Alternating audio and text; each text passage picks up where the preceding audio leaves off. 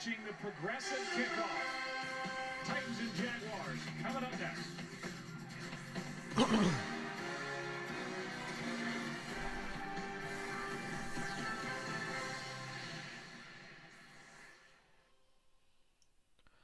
We're back. Hoping for an actual football game this time. I had to make one more poor decision for a stream this year before the regular season's over. Just absolutely had to, you know. Is my shit working? Yeah, it's working. Okay. I'm here. Let's do this.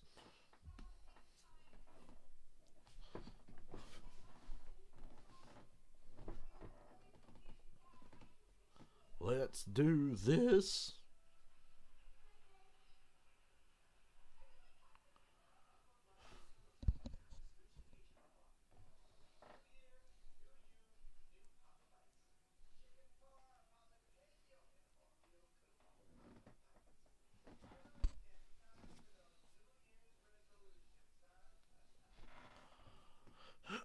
Played a little drums between streams.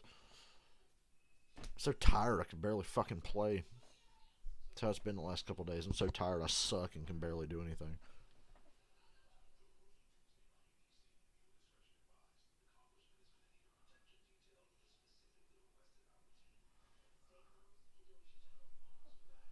Who you got? I would pick the Jags.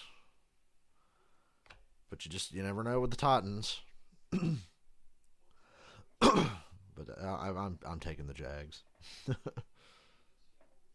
Titans have lost 6 straight for a reason. For many reasons, actually, they've lost 6 straight.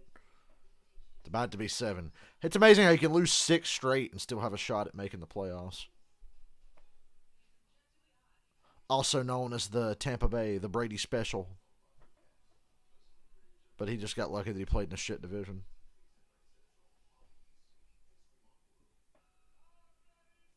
The Titans and the Jaguars. Jaguars. Any of you morons out there say Jaguars instead of Jaguars when it's clearly Jaguars? Motherfuckers say Jaguars. I'm like, there's no W in there. It's Jaguars.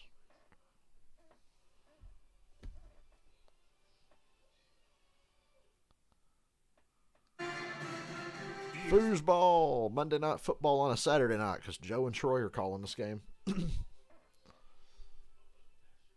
Joe and Troy getting a Jags game.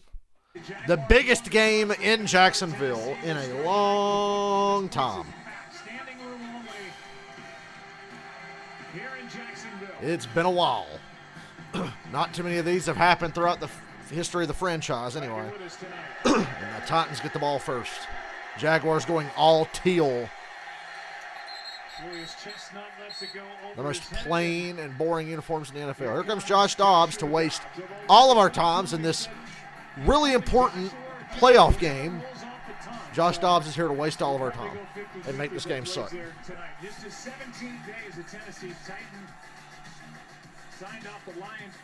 Mike Vrabel obviously doesn't care about making the playoffs if he went with this guy.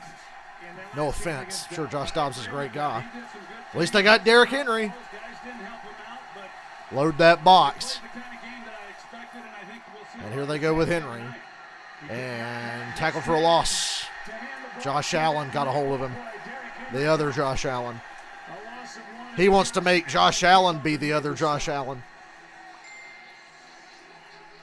Joshua Dobbs is a former 4th-round pick by the Steelers out of Tennessee.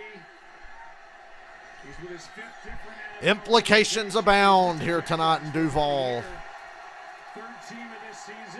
Who gets to lose to the LA Chargers next week? Although the Jags blew out the Chargers earlier this year, so let's not write off whoever wins this game. I won't write off the Jags. Anyway, nice throw to Robert Woods. They get about a 3rd and 4. Well, Jacksonville's going to test Dobbs early. You know, they stacked up against the line. Now they come up here off the edge, and Dobbs, he sees it right away.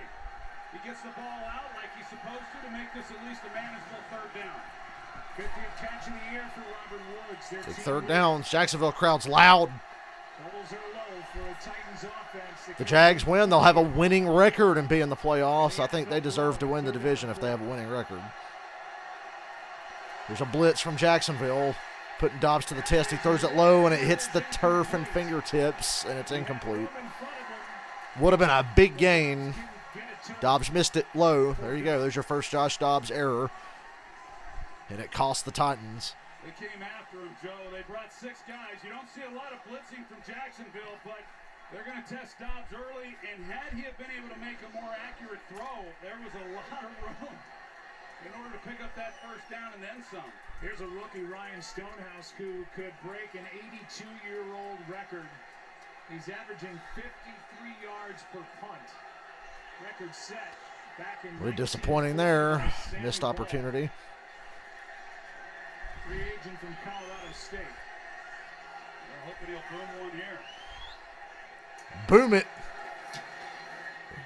Need all the help you can get tonight. Ooh, and they back Agnew up to the 9. He makes a man miss. Gets to the 20.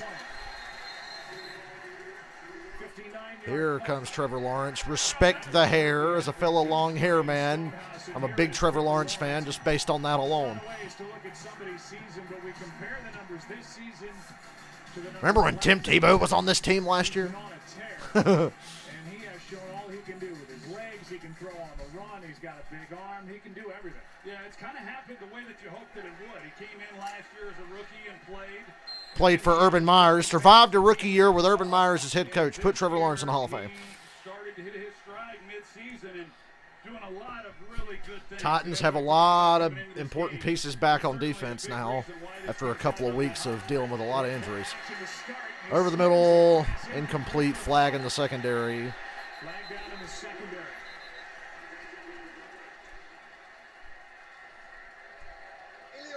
Illegal contact on Tennessee. You're the only 10 I see. It's against Christian Fulton. Yeah, Christian Fulton, he's missed the last 4 games with a groin injury, and he wasn't playing particularly well. He grabs, easy call there for the officials on Zay Jones. Fulton, they're happy to have him back against this receiving core that Jacksonville has, but like I said, he wasn't playing particularly great at the time of his injury. They kind of go after him and gets called with the penalty. Fake it to ETN. Lawrence rolls to his right under pressure.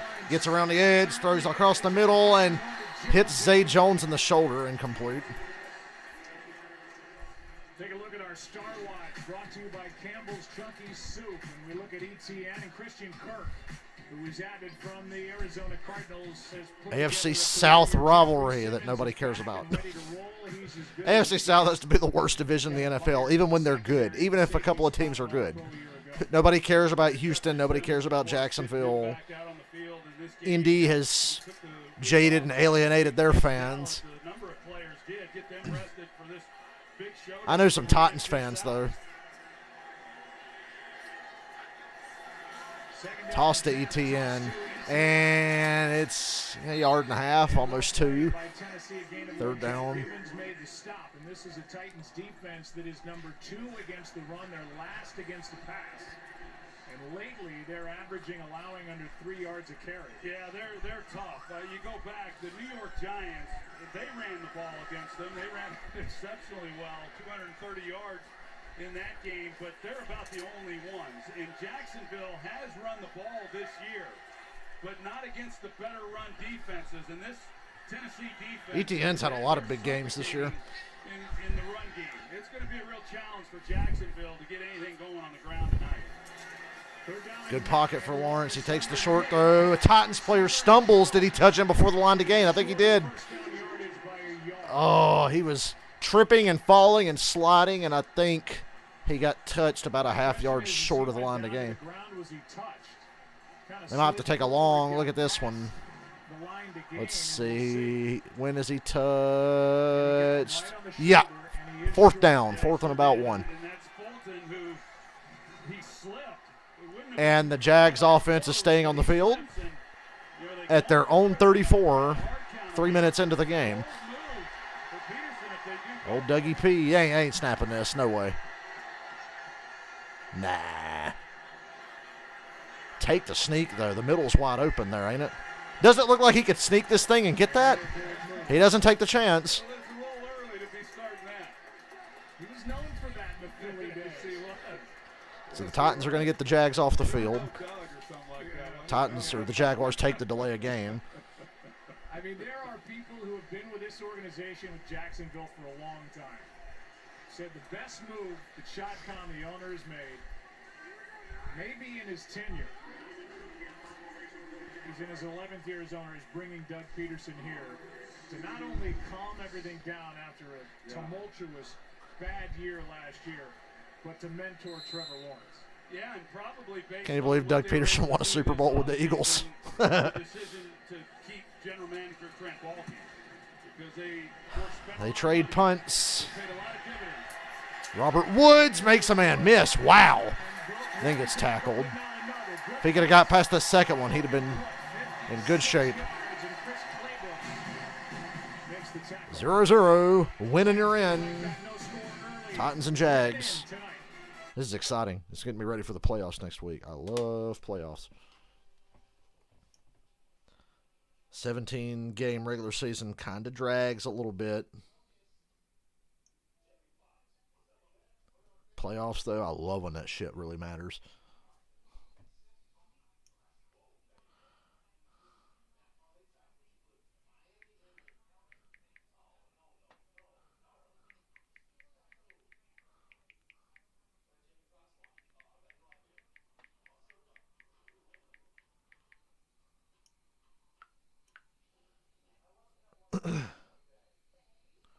Where is everybody? Everybody tuned in for the shitty fucking Chiefs-Raiders game, but a game where something's actually on the line, and I'm sitting here all by myself.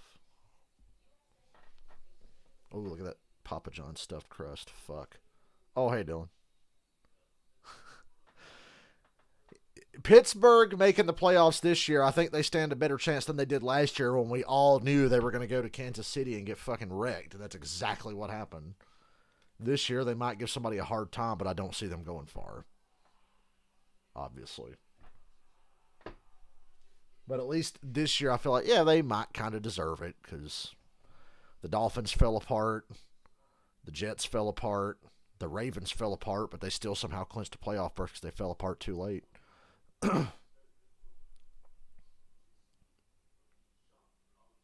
Dolphins-Jets tomorrow. We'll have to keep an eye on that one. I'm pretty confident the Bills will beat the Patriots. We got to keep an eye on Jets-Dolphins while we're watching the Steelers play the Browns. I don't expect much in the 4:30 window, but that 1 o'clock window, that's where some of the magic's going to happen. The finish line for the AFC South. Titans got out to that fast start, 7-3, a big lead in the division, actually over Indy early. But a 6-game losing streak, that let the Jaguars back in the race, and after they started 3-7, they won 5 of 6 and set up this winner-take-all game for the AFC South. Well, yeah, they both got to the same position, but, I mean, you felt it as well when we talked to these teams. Jacksonville, they're on a high because of their win streak and the fact they got back in it. When it looked like Tennessee was going to run away with this division, and with a 6-game losing streak, I mean, they're holding on for dear life, hoping they can find a way. 6-game losing streak, and you could still make the playoffs. Unreal. The 6-year pro who is making his second start, Josh Dobbs. Happy to have 3 full-speed practices. Win this game for Ooch, Jacksonville. That helps. Instead of kind of walkthrough stuff they do before a Thursday game, which was They go with Henry. Met in the backfield again. 2 carries for -3. Well, this defense is rallied right now. I was going to say, when you look at them, Derrick Henry has made the Jaguars his bitch repeatedly in the past.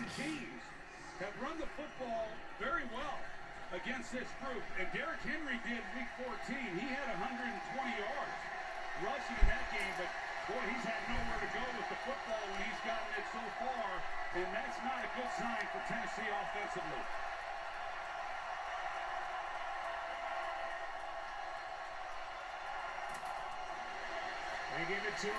Henry gets to the outside, gets some yards this time. Nice gain. Gain of about 9 or 10. Devon Hamilton eventually made the stop. Well, such a great job by wide receiver. Stick with the run. I'd come back to it here on 3rd and 2. Dobbs is mobile, so you got a lot of options in short yardage. That's the one plus to having Dobbs play, but then again, you could have just had Malik Willis play.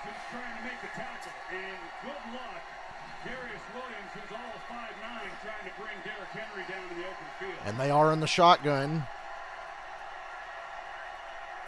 And they fake it to Henry. Dobbs keeps it and throws it. First down. There you go. Like I said, you can do so much in short yardage when you have a mobile quarterback and a beast of a running back like they have. And you saw it there. Yeah, so going back to that game against Dallas last week and Dobbs and what they were able to do, it was some of this type stuff. Get him out. That was a read option on his part, with then once he keeps it, he has the ability to throw it. And I just think Josh Dobbs might be starting a playoff game next week. it also helps Dobbs, who, as you said, just doesn't have to work with these receivers. Henry up the middle. Gain of 7. I liked your conversation with Dobbs about the wristband. And Can't let Henry get rolling. Really smart kid in Joshua Dobbs. He's from Alpharetta, Georgia, majored in aerospace engineering at the University of Tennessee. He likes to practice without the wristband, so when he gets the call, he can visualize it. And just because they're up against the play clock, kind of has to play with the wristband on. Yeah, it's easier to get the plays called to him. There are quarterbacks in the league who have only operated with the wristband. It's not something that Dobbs likes to even use in the game, but he's kind of had to, as you said. Ooh, Josh Allen crushed him. Could that be roughing? They got a first down to Trey Burks. Thought they might have called roughing there with the way Josh Allen put Dobbs in the ground. And as you're getting the play, you're visualizing the play in your head and how it's going to look and unfold. And then later in my career, we had an offensive coordinator who really wanted to call off of a wristband, and it threw me off. So I understood what Dobbs was saying, that he kind of operates that same way, and wanting to be able to visualize it. It does take a little bit as you walk into the line to then get a feel for what it is you just read off the wristband. Here's Henry. And Henry got a couple. Henry able to get 3. On that previous play, it was Traylon Burks, a rookie who made the catch. I said Westbrook Akine, so early unforced error by the play-by-play guy. That's all right. That's all right. It's the first mistake in 20 years. Uh-huh.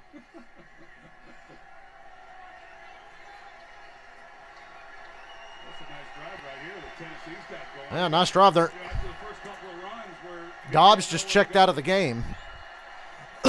So Derrick Henry's the quarterback. Haskins to his left. He checked out late in that hole. It's going to be a run.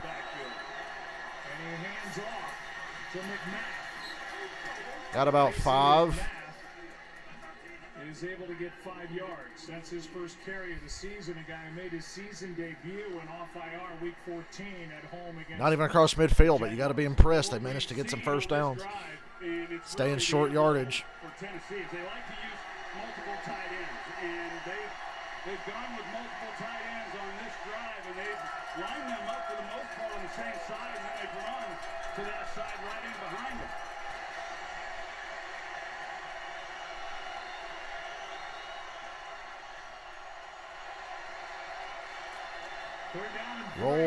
Rolls. Nobody there. Throws it away. I don't like that play call. On these 3rd and 3s or shorter, if you're not running some kind of RPO deal, you're doing it wrong. I'm going to fake it 3 different ways and throw it or keep it and run it or give it whatever. And the offense is staying on the field, and they're at their own, well, they're at the Jacksonville 48. 4th and 3. Are they bluffing or I don't know. I believe Vrabel's just going to do it. And call the play they should have called on the 3rd down.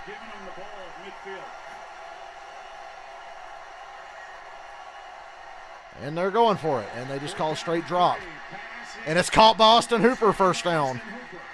Nice. And a conversion on 4th down for a team that was 7 for 14. That's it on 4th down tries this season so far. Well, they get the ball to Austin Hooper, and then you see the 2 vertical releases, expected man coverage. It's a man beater, and then he comes underneath it with the rub and is open for the first down. But what confidence did Mike Vrabel just show in Joshua Dobbs, his quarterback, just making his second career start? A lot. Run it with Henry, who's stuffed. No gain. Corey Peters got through, and the veteran in his 12th year from Throwing a little bit of everything at the Jaguars right now. In addition, is there to make the stop. I would say we're going to see a lot of Corey Peters tonight, just because he's that big body, run stuffing type player. No question. And you see Foley, Fatukasi, and they've got a good group up there. And Gotsis is the other one, but they can rotate some big bodies up front, and they're going to need all hands on deck tonight. Costa Henry. Henry finding his way through. Gain of 8. Actually about 9. To bring up a 3rd down and short as he got 9. Another 3rd and short. Don't get stupid with your play call. Yeah, they got Okonkwo. Henry's going to get a workload tonight. You can already tell. It's only the first quarter, and he's got, 6, 7 carries? Listed as a tight end, but he'll line up at fullback. They don't have a fullback on the roster, so he serves that role. But he's lined up with halfback, fullback, tight end, wingback, wide receiver, slot receiver. The only thing he hasn't done is play quarterback. He's made some nice blocks. That's the first one we've shown, but he's been active during this first quarter. Draw with the backup running back who loses a yard. If you're going to run a run play, why do it with him and not Henry on the 3rd down? You're going to go for it again and you take the points. Be a 51, 52-yard field goal if they want to do it. Offense stays on the field. Last game of the year. Can't hold anything back now. That's just great defensive play. This is a fun game so far. Titans pass on a 53-yard field goal try from here. This is the 13th play of this drive. Jags blitz. Wide open in the flat. Robert Woods, first down. Another 4th down conversion.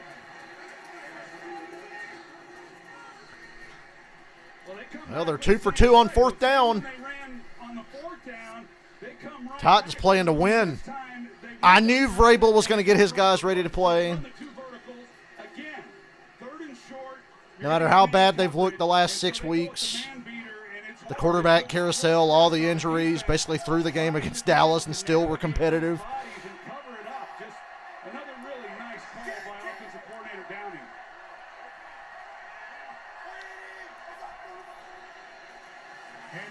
Henry for no gain. That's all. A lot of bodies there, and Corey Peters again involved. Yeah, a lot of bodies, especially on early downs. When you get to 2nd down. Dude, Corey Peters used to play for the Falcons. I can't believe Corey Peters is still in the league. He was in like the 2010, 2011, 2012 Falcons. I remember he intercepted Cam Newton on a screen pass once. It was great. He was with the Falcons when we were really good. 13-3, 10-6, 13-3. Henry's going to set up a 3rd and 5. Gain of 4 is Moore and Herndon combined on the stop. Well, that's a nice pickup there on 2nd down, and now they again are keeping these 3rd downs into manageable distances where that playbook and that wristband, there's a lot more calls to be reading off on that wristband. Titans are just eating up this first quarter. See if Jacksonville decides to bring pressure.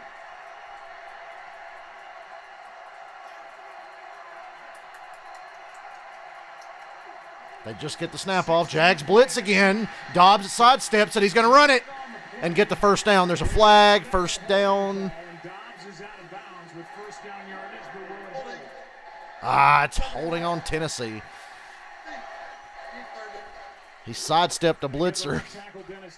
Yeah, and he was grabbing the rookie. It looked like Trayvon Walker. And it's right in front. There's 71, Dennis Daly. Yeah, he held.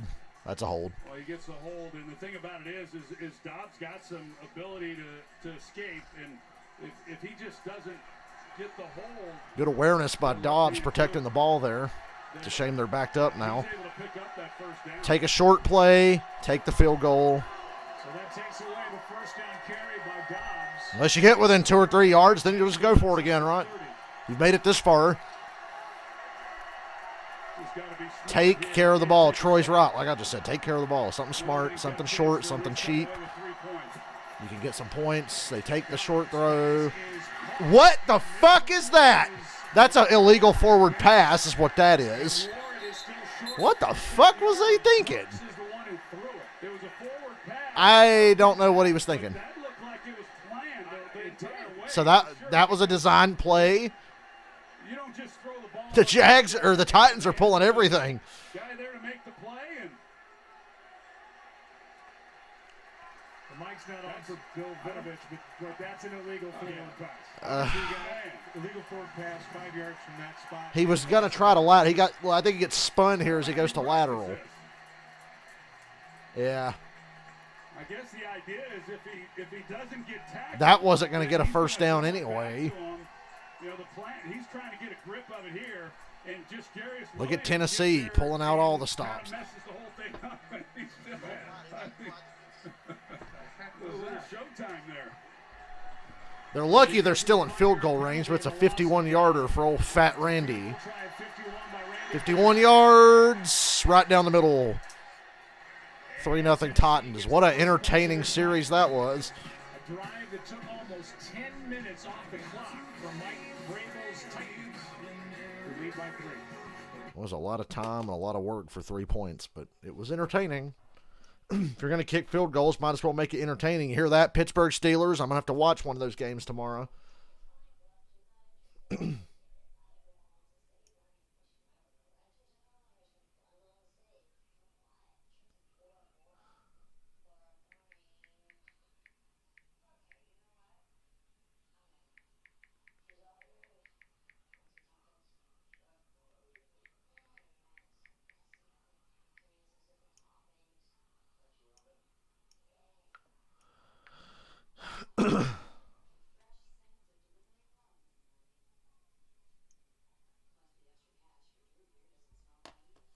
Fun stuff so far. I'll be right back.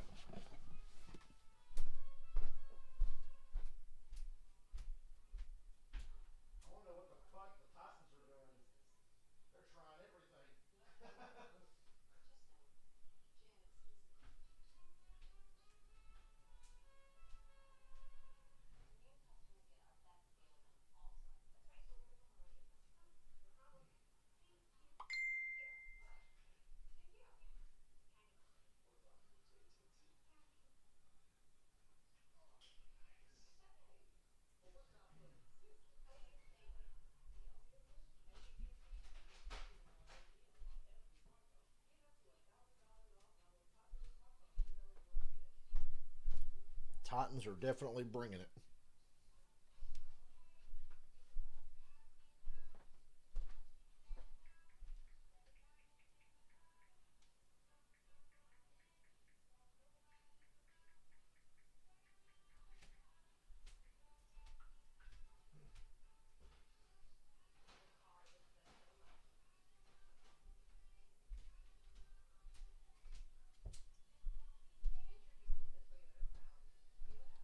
And we're back.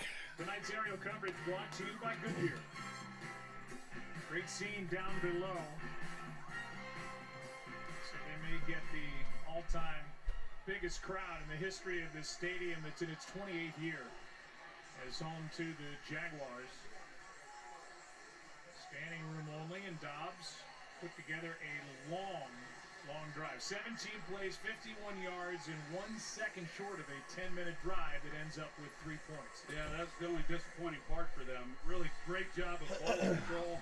Just not being able to finish it off with 7, but really good work, and got to believe that really pays some dividends as well for Joshua Dobbs, just settling in. That was a really good drive for Dobbs.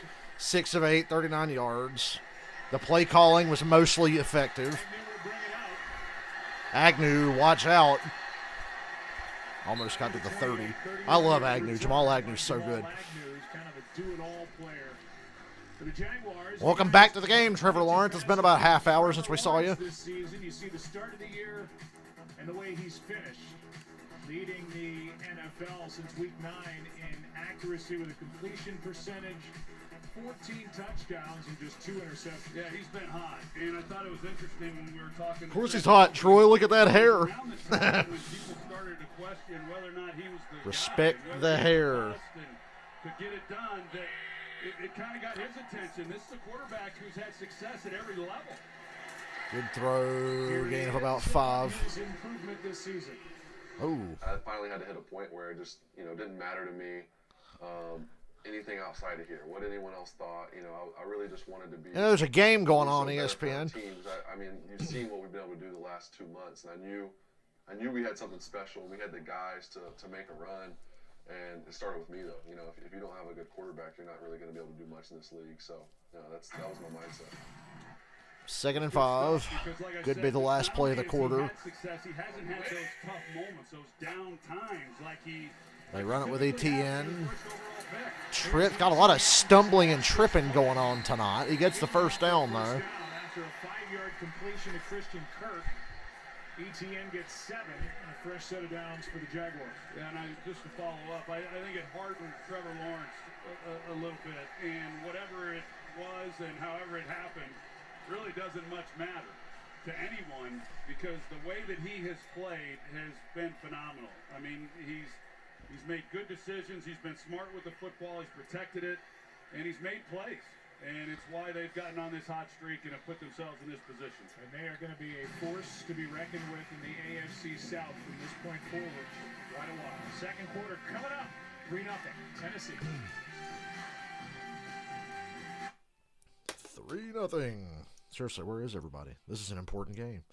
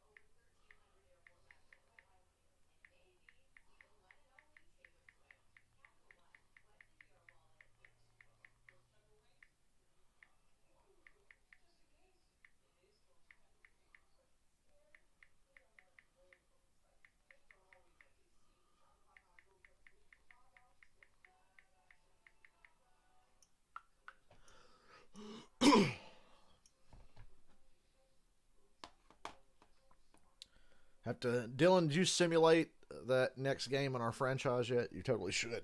You should do it right now.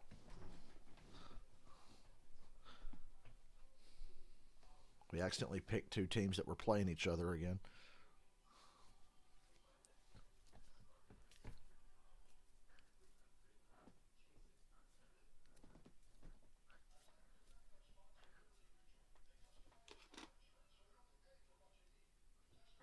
Super Wild Card Weekend next week. Saturday 4:30 and 8:15. Sunday at 1, 4:30 and 8:15. Monday at 8:15. 12 teams, 6 games, 3 days in one great weekend. The road to Super Bowl 57 starts. Troy's like, come on, give us Dallas and Tampa Bay. Announcements of the full schedule. It is a great weekend. I've always thought wild card weekend and divisional weekend. If you're a football fan, and who isn't? It's the Yeah, who isn't a football fan? Communist, that's who, Troy. Playoffs, getting to watch all day of playoff football Saturday and Sunday. And then next week, you get it on Monday night. Yes, sir. Monday night. The end of wild card weekend. All right, first down. Travis Etienne. Oh! Hit hard for no gain. Monty Rice delivered that last blow, and Byard was underneath a gain of 1. Yeah, Roger McCreary, he's jumping in there as well. And this, Like how this we Titans talked about defense it is earlier. holding up so far. They haven't been on the field much. Before we came on the air, just the amount They of look ready speed for just that about this anything. offense has for Jacksonville. I can't recall in 20 years seeing so much speed. Think about it. The Titans have been in this situation, been here, done that more than the Jags certainly have in the last 5 years as far as being in playoff scenarios. 3rd and 7. There was Evan Ingram. Magically developed a pair of hands when he got out of the New York area. That was for you, Giants fans. I asked Doug Peterson down on the field. I said, when are you going to Career list best Evan season, Evan Ingram. as a wide receiver and not a tight end? He says, well, if we list him as a wide receiver, we can't pay him tight end money anymore. You know, that price tag goes up because that's about the only reason he's not considered a wide receiver is where he's listed on the depth chart because he can fly. 3rd down. And he's essentially Good pocket. Nobody getting open. Takes the short throw. ETN, 1st down. Takes another hard hit to the back. A gain of 9. Good patience there by Trevor Lawrence. And Travis Etienne checks out of the game after those last 2 hits. I see why. Etienne a little shaken up going to the sideline after this big hit, after the catch and run. Appears to be okay on the sideline, but he got hit hard right there. Well, after last Monday night, I'd rather get hit in the back than the chest, that's for sure. Ew, loss of 1. Here is to Hasty, and he's brought down by Tart in the backfield, loss of 1.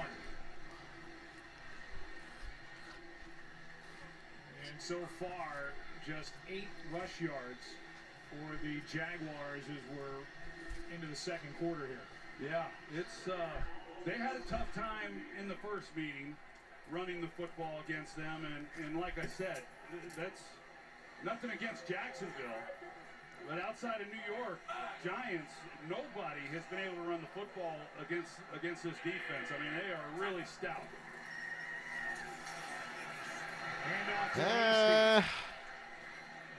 3rd and 8. Jones got him for 164 yards week 1.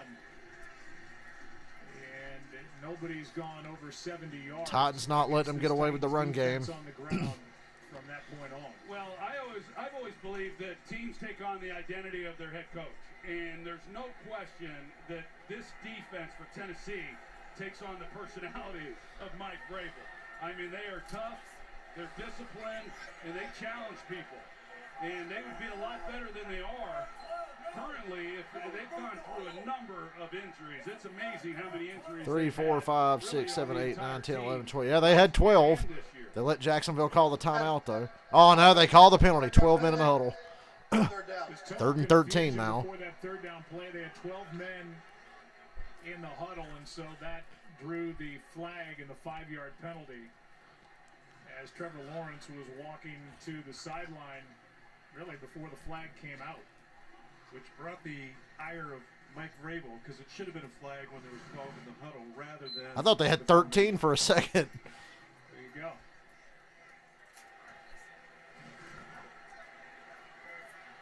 They're down in 13 now. See if the Titans pass rush can heat him up. Not really. What a throw. 3rd and 13, no problem. Holy shit. 15 yards on 3rd and 13. Well, they just try to put Christian Kirk. over this defense right here at the line. Offensive line is doing a good job in pass protection. They can't run, but they're pass blocking really well. Saved their asses on a couple of these 3rd downs. Kirk just right off the ball, and the linebackers then they don't match up with him when he comes up. And there's just a void right there. That was just way too easy for Jacksonville to pick up that 1st down. ATN back in there for the Jaguars in motion.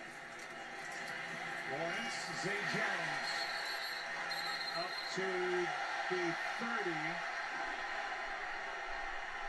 And that's it. Crowd looking for a flag for the end of the play. Tackled by Monty Rice, a gain of 5. Yeah, they did. I thought we were going to see a flag. The league, point of emphasis, right, John? I mean, I always hear these Point of emphasis. Yeah, and with this rivalry, eventually one's going to come because you've got to have one that maintains control. And there's been a couple that are really on the edge there. Yeah. That was on the edge, but I'm glad they didn't call that.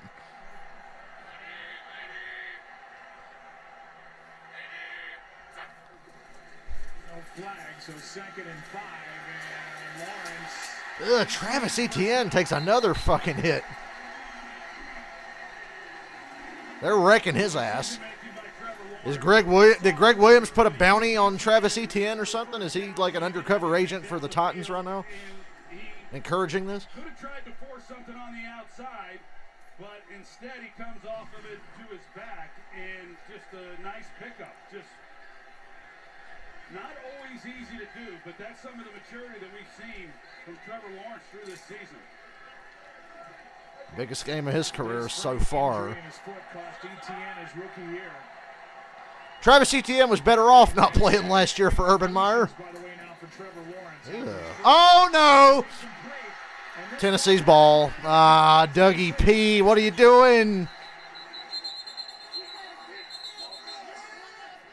That was an inch away from being a Titans touchdown or a big play for the Jags. But it ends up being the Titans ball anyhow. The connection was not made, and we'll take a look as Agnew got a little cute there, Dougie P. in that play, and here it is. Well, you're going to see they move Christian Kirk 13 into Snap to Lawrence, fakes it to Etienne, pitches it to Agnew as if it's going to Kirk. Agnew misses it. Boy, if the DB there for Tennessee grabs that ball out of the air, it's a touchdown. They're lucky that the Titans just recovered the ball and didn't run it back for a touchdown. Eee. So a turnover, and the ball belongs to Tennessee, up 3. Can't do that. You can't do that.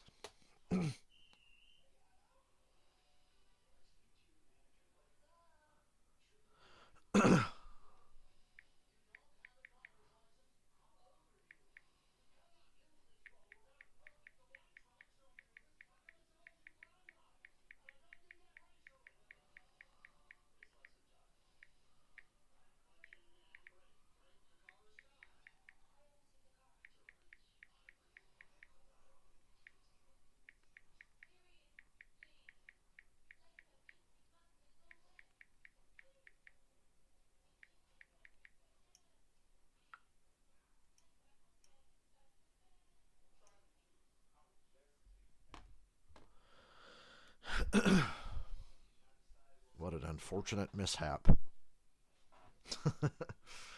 I like how the Titans, all their cute little shit's working, and then Jacksonville tries one thing, and it's like, no, fumble.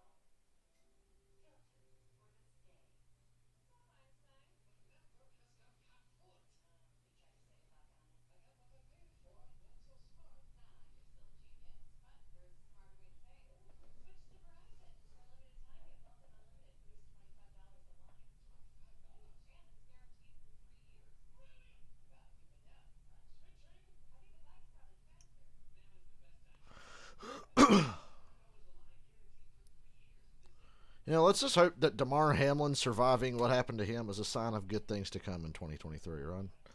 Remember how Ryan Newman's crash in the 2020 Daytona 500 ended up just being a sign of how that year was going to go? Let's hope for good things this year. No more global pandemics, please. Fake it to Doc. Oh, boy. Henry on a screen. If he gets past that defender, he's gone.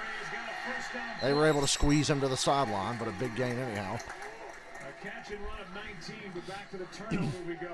Yeah, so here you go with Christian Kirk here, and they look like they're going to try to read him with 2, but here comes Agnew. Now you look at, Trevor Lawrence could have basically handed this. Somebody's playing their last game of the season tonight. Had he have been able to make the exchange, Terrell Basham is the only guy who would have been able to make a play. He probably doesn't make it on Jamal Agnew. And it's likely a touchdown, but instead, Tennessee's possession. Derrick Henry runs into a wall, gets a yard. That was a 6'6" quarterback trying to flip it to a 5'10" Jamal Agnew. Good point, Joe. Yeah, too high, a little hot. Trevor Lawrence, 6'5". Agnew's like 5'10", 5'11". Tennessee, and we saw it also then from Jacksonville. Typically, if you do that, you're thinking you're going to have a hard time getting yards against the defense. Both of these offenses were moving the ball when they did it. Out on the edge, the rookie Traylon Burks. 3rd and 5. First round pick from Arkansas, and the first guy there was Cisco, the safety, a gain of 4. Well, Traylon Burks, he's the guy who, when they traded A.J. Brown back in April to Philadelphia, he's the guy who they then drafted with their first pick to fill that void, and he's missed a lot of time this year dealing with a turf toe and a concussion, and looks like he's a little bit banged up now. I like him what I've seen when he's been on the field, but those are pretty big shoes to fill. Taking A.J. Brown's spot. 3rd down and 5. Dobbs. Ooh, over the middle, first down. Austin Hooper. Progress to the 38 of Jacksonville, a gain of 7, first down. So far, I see why they chose to start Josh Dobbs, I will admit. His second grab of his first half. Well, I really like Austin Hooper. I'm a big Austin Hooper fan. He's one of these guys, nothing fancy. He was a Pro Bowler with us. He just catches the ball. I mean, you put it anywhere. Took advantage of a lot of Julio Jones double teams. Hanging in the pocket, Arden Key, who's been a pretty impactful player for this Jacksonville defense. I remember prime Julio. Not the washed-up shell of a team swapper you'll see on Sunday. 35. Gotsis in there for Jacksonville to make the stop. Tennessee trying to snap a 6-game losing streak. Jacksonville trying to make it 5 wins in a row. And secure the 4th seed with a win. The Titans would have the tiebreaker with a win tonight because they have a better record in the division. The Jaguars lost to the Colts. I think that's the difference. They beat the Colts once, but then they lost to the Colts, if I'm not mistaken. Henry, ooh, big hole over here. Big hole, stiff arm. Oh, man. Rashawn Jenkins got put on his ass. Showing all he can do. Looks rested from that week off. Gets 14 yards here. He didn't just get a week off. He had a week in 10 days. He recognizes that they're bringing the blitz off the edge, and so he checks it. They run the opposite way, and just a great finish here by Derrick Henry.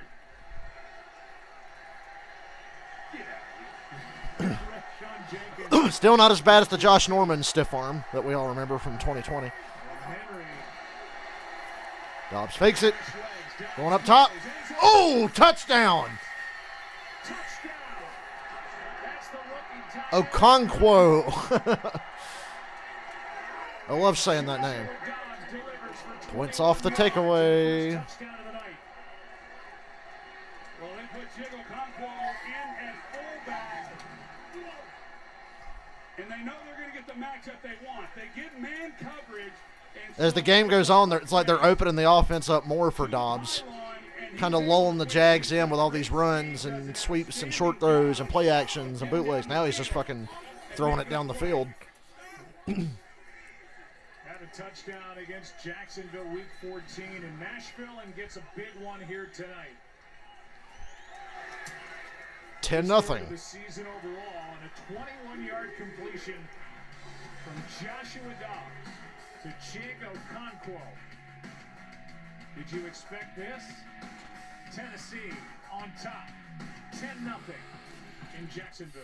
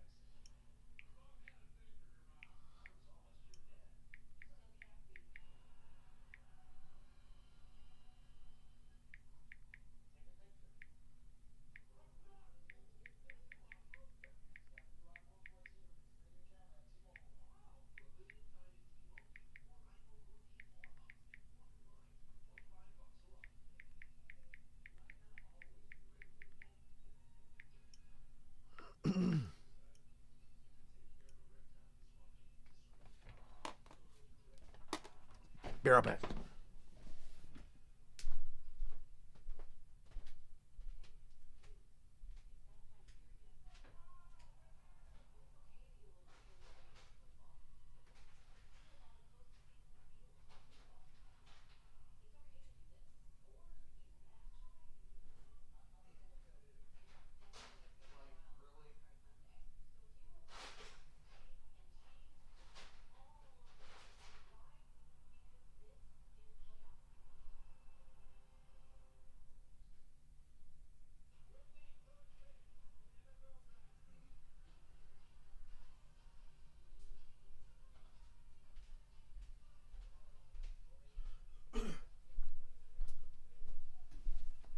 Yep, a really good game when I'm talking to myself.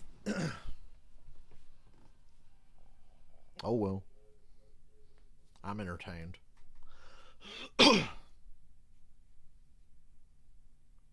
Michael's probably out getting nice food. Must be nice. And ABC is brought to you by Burger King. And Progressive. The right call. Protect your home and car. You've got Chigo Okonkwo's third career touchdown reception and Joshua Dobbs' second career touchdown pass after connecting with Robert Woods against Dallas 2 Thursdays ago. And it's 10-0 Tennessee. Agnew's going to run that out from like 8 yards deep. And it's going to pay off. He got to midfield.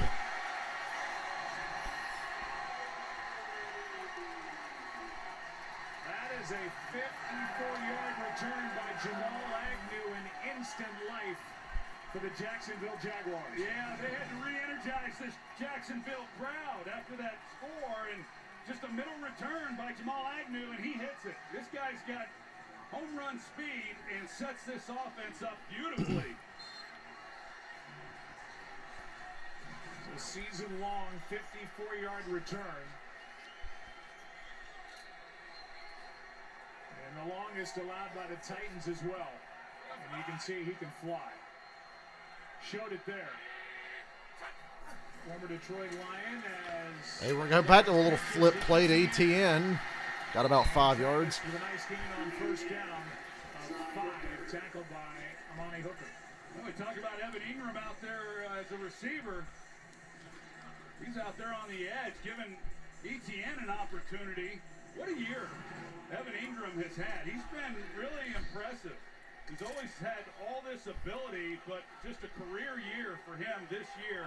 And he's done it a few times now tonight also with the blocking. He's done a really good job, off to a great game. Second down and 5. Pressure off the Lawrence flips. There's Evan Ingram, first down, gain of 6.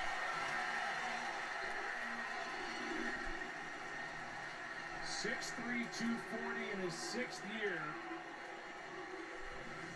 and put together his career year. You see ETN, he comes across, and he's able to do just enough to allow then Lawrence to get underneath that and find Evan Ingram for the first down.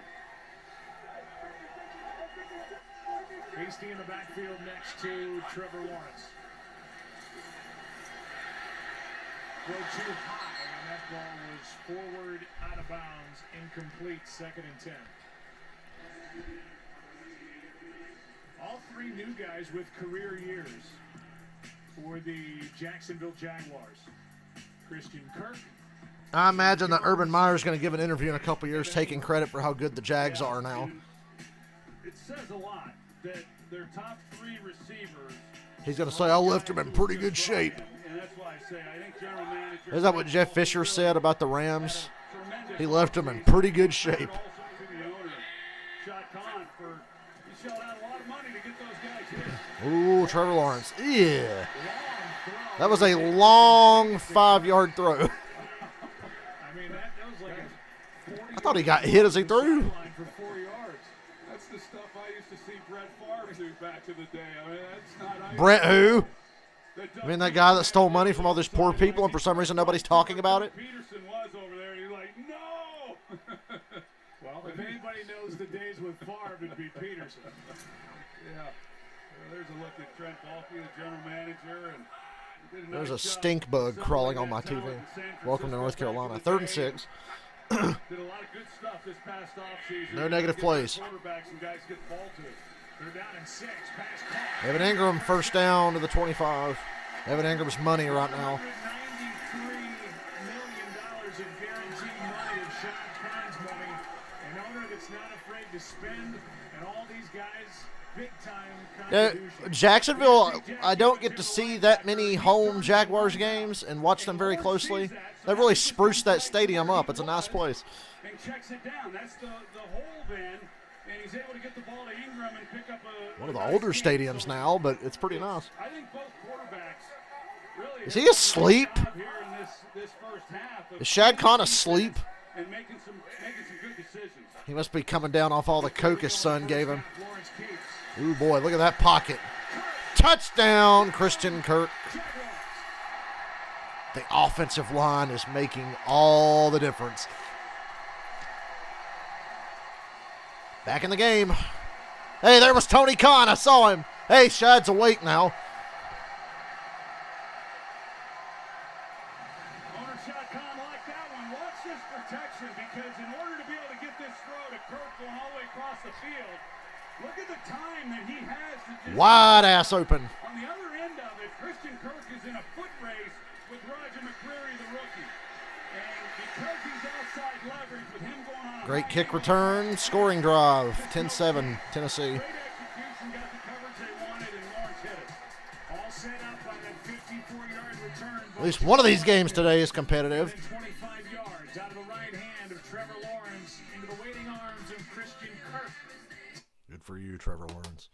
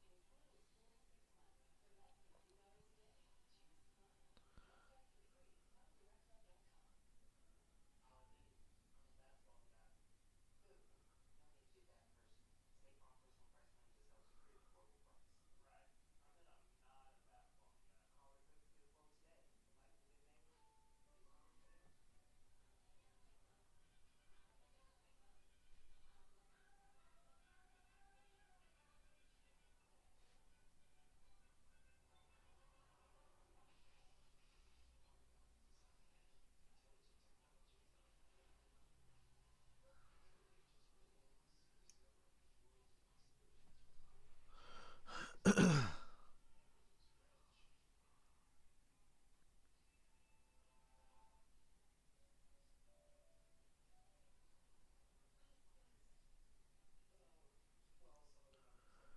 know, I got to say, I'm glad the playoffs are starting and the regular season's over because it's been football overload. Like my entire Monday evening before I work on Tuesdays is dedicated to football. My Thursday night's dedicated to football. It'd be nice to have like Monday evening, Tuesday evening, Wednesday and Thursday evening, and Friday to just chill. Even though I love watching football, but I love the really meaningful games like this one. Yardage isn't going to blow you away with what the quarterbacks have done, but so far so good. Just 4 incompletions between them and a touchdown pass for each. Trevor Lawrence moments ago to Christian Kirk, and the last time the Titans had it, Dobbs to Chigo Conquo. 3-point game.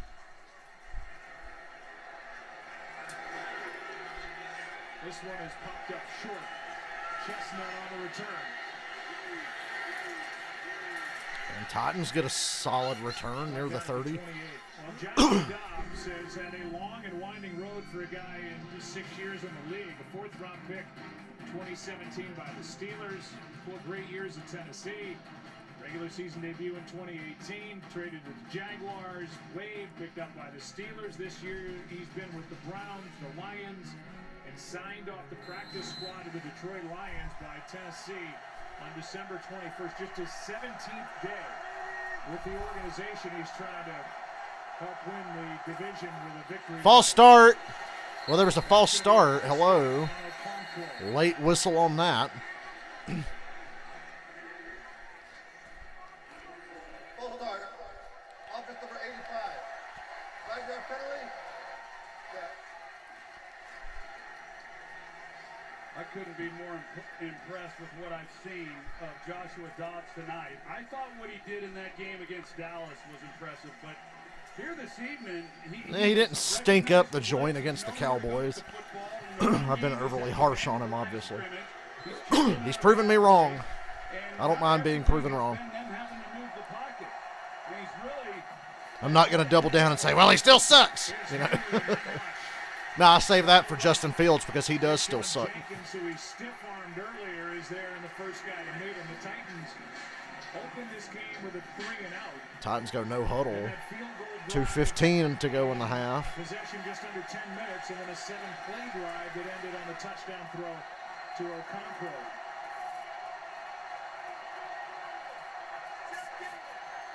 They're going to let this run down to the 2-minute 2-minute warning. When they were rushing it, I was wondering what the hurry was, but instead they thought maybe they could get up there and pick up a cheap 5 yards. Each side with all 3 timeouts left. The battle for the AFC South. Good game. 10-7. Titans on top. Imagine how good that Bengals-Bills game could have been if, you know, the universe didn't have other plans.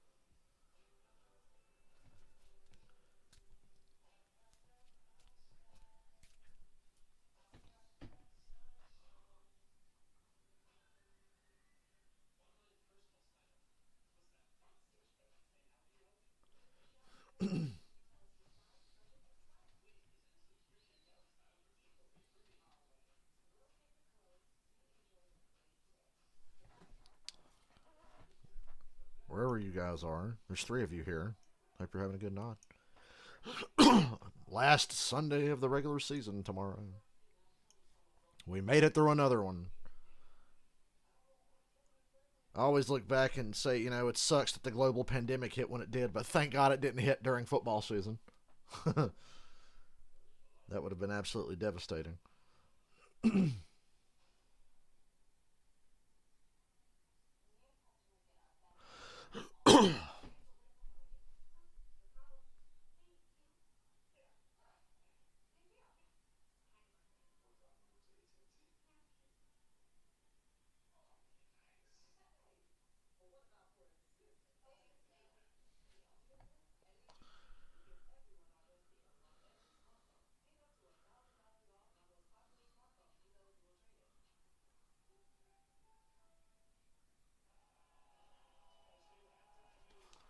Okay.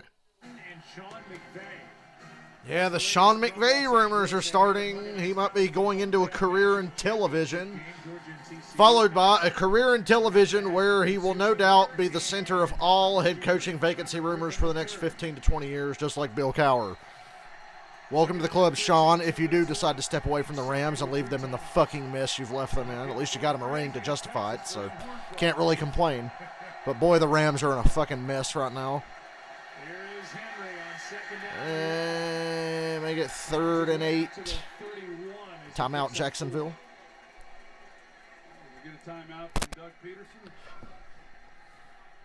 And we do. Timeout taken. Taken by Doug Peterson. Oh, jeez. Another fucking commercial. They're like, yeah, you know what? We've gotten through this first half entirely too fast. It's only been like an hour, so let's slow this fucker down with some commercial breaks.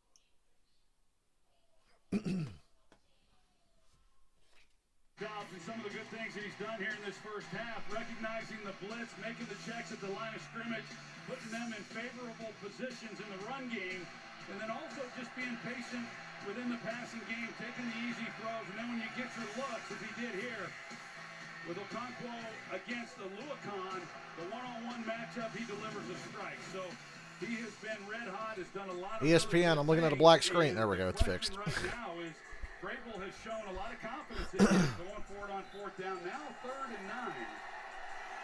You know, is he going to let it rip? Let's see if he can pick up this first down. 7 straight completions for Dobbs.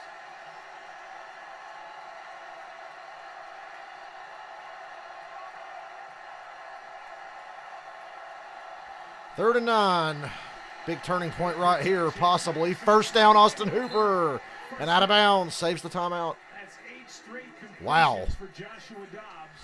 Austin Hooper, the money man tonight. Evan Ingram for the Jags, Hooper for the Titans. And then it's one-on-one again, this time with Hooper on Aluakon, who gave There's up Foye the Oluokun. touchdown earlier to Okonkwo. Like two ships, two Falcons passing in the night there. Foye Oluokun and Austin Hooper.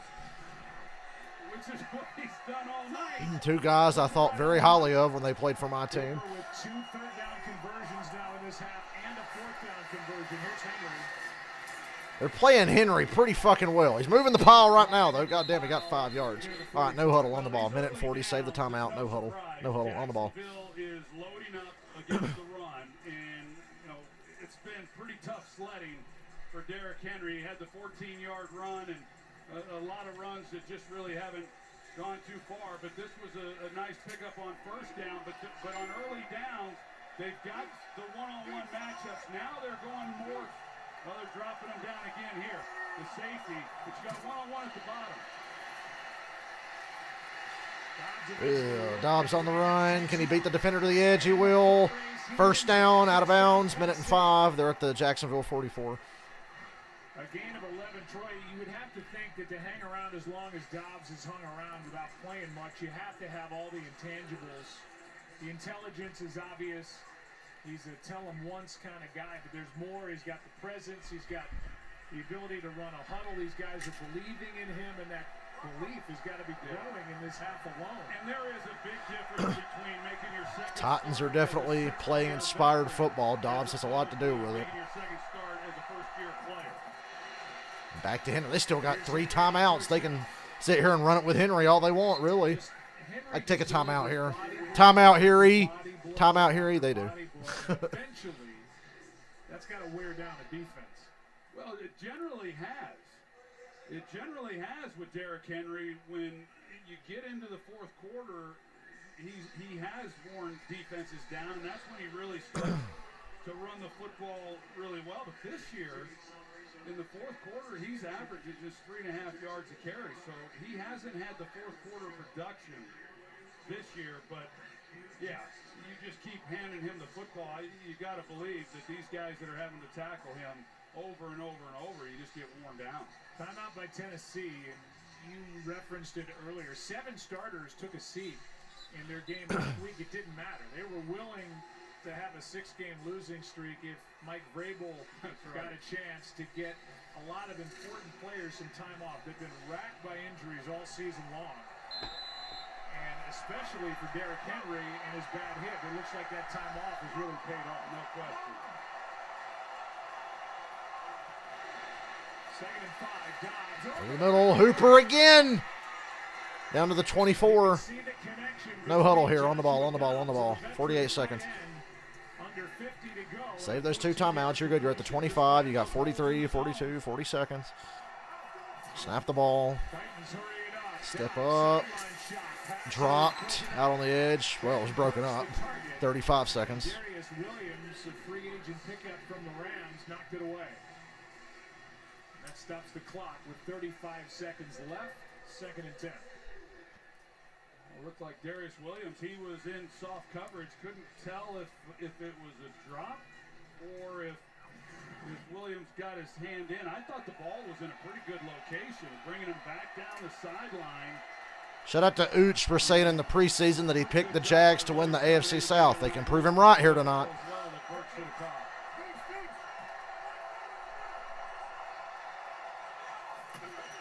They go draw. They got the timeout still. Henry up the middle, gain of 7. Timeout. Timeout. Timeout. No timeout here, E. You got 2 timeouts. Use one. If they use one, I don't know what they're going to put on the clock. He comes up trying to make a tackle on Henry right there. That you talk about. You do that for 4 quarters. Yeah, it'll take a toll. The timeout taken by Tennessee as the clock was running, and they couldn't do anything but pay attention to this 3rd down and short. So they call a timeout. They have 1 left. Jacksonville gets the ball to start the second half.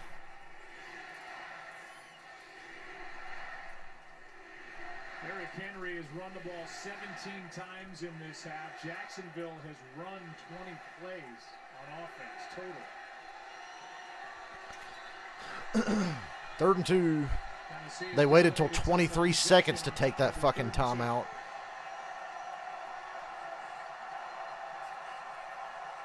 Could have called it 4 or 5 seconds earlier. They go with Henry. Oh, no, play fake. They fooled me. Dobbs panicking. Nowhere to go. Sacked. All right, let the clock run down to 3 seconds. Take the timeout. Kick the field goal. Good stop by Jacksonville. Keep it a 1-score game no matter how this turns out here. Now with taking the sack, there's no decision to be made. Just running around, could have very easily have gotten that ball out and stopped the clock, and then at least they're looking at whether or not they want to try to go for it on 4th down. Instead, the decision's been made. Yeah, they run down to 3 seconds, timeout, take the field goal. After that loss of 4 on the sack, and it'll be a 39-yard drive by Bullock, who hit from 51 to start his night.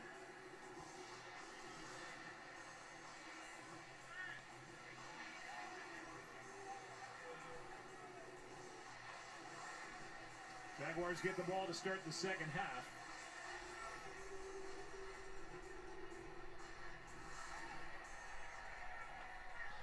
And if Bullock hits here, that would be 3 straight scoring drives put together by Joshua Dobbs and the Titans on offense. And a timeout taken by Jackson. See the referee come in and knock the ball away. He's proud of himself for that one. They were going to try to take a practice kick, and he said, nope. Look at his first half, and Derrick Henry, 17 carries. He's 17 carries in the half. 4 years in rush attempts per game. 21 rush attempts per game this year. He had 27 rush attempts per game last year. He missed that time with the injury. But he's on pace right now tonight for 34 carries. He's had 17 carries here in his first half. And I don't think Todd Downing or Mike Vrabel or the Titans will apologize for any of it. Just as long as he can line up again next week if they win.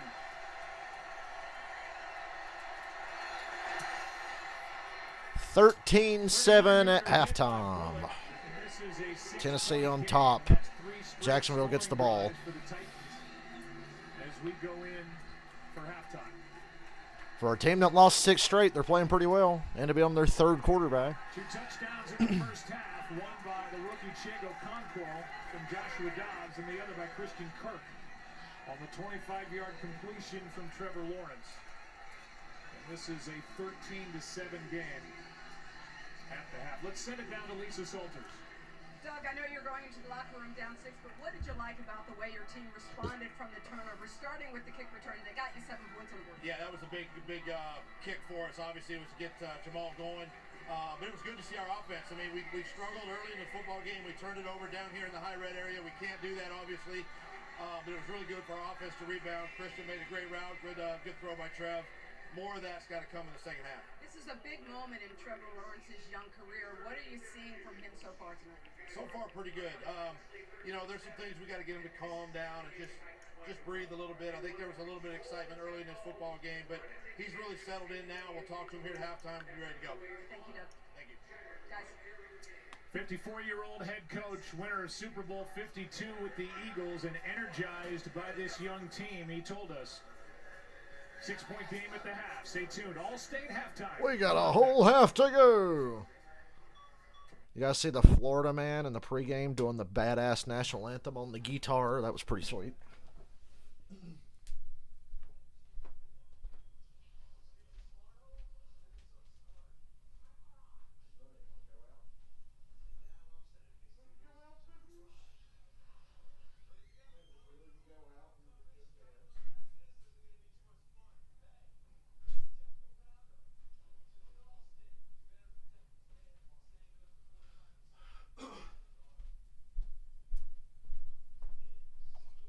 Be right back.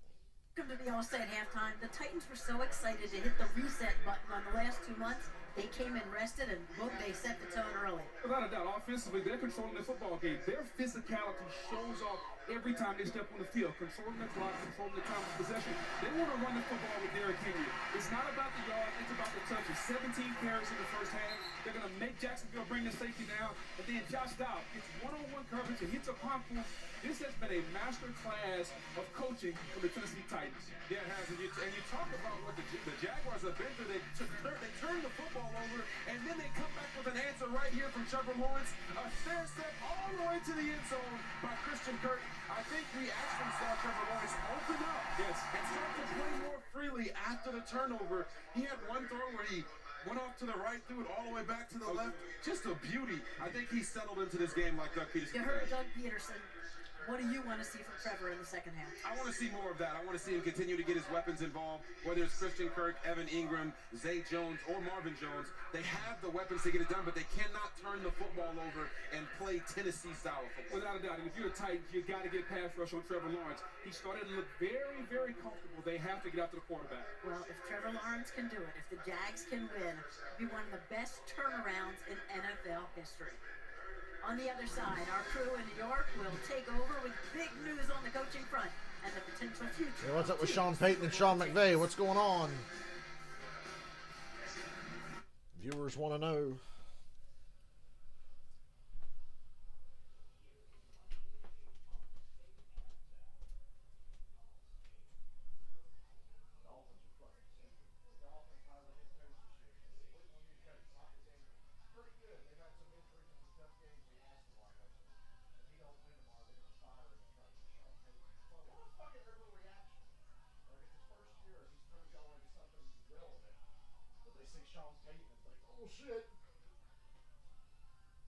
There's like 6 teams that want Sean Payton. They're all fighting over it. The Panthers, the Rams, the Broncos, the Dolphins.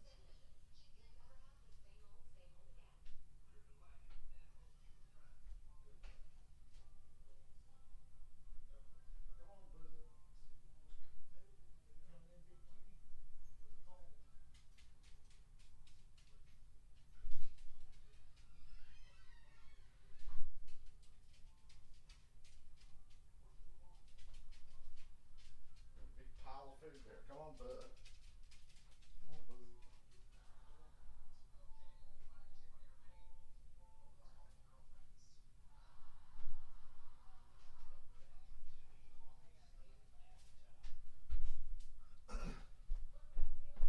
Okay, I'm back.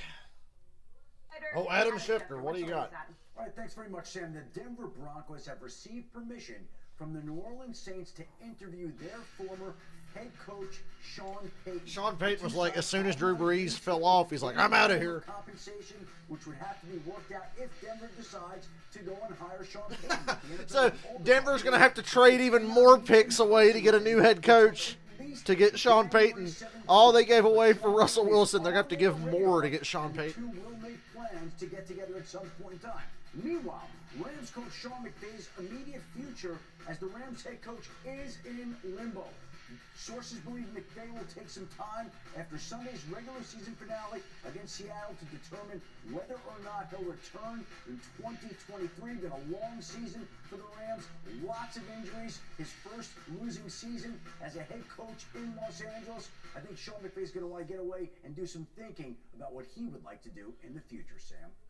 Yeah, Adam, there was a little bit of talk about this last year after the Super Bowl win. This feels a little more serious after what he just went through. Only 36 years old, though, Teddy. What's your reaction? Young coach coming off a Super Bowl. He's a Super Bowl champion, but I don't think you can underestimate the mental toll that, not on players, but the coaches even more than the players. And when you see a guy like Sean McVay, young, energetic, you have to understand how much it means to these coaches and how much stress it is. Every win, every loss. Well, And credit it's to not the the Rams. wins, They because bought the a wins, Super they move Bowl, on and to now their the coach is going to bounce on It's them. the losses that they take with them forever, and it's the stress that is. It can be a lot for these coaches. Yeah, Teddy, you're exactly right. And Rex, we've heard you talk about it for years, and we've seen it firsthand. What it feels like, how much these coaches put in. But I'll say this also.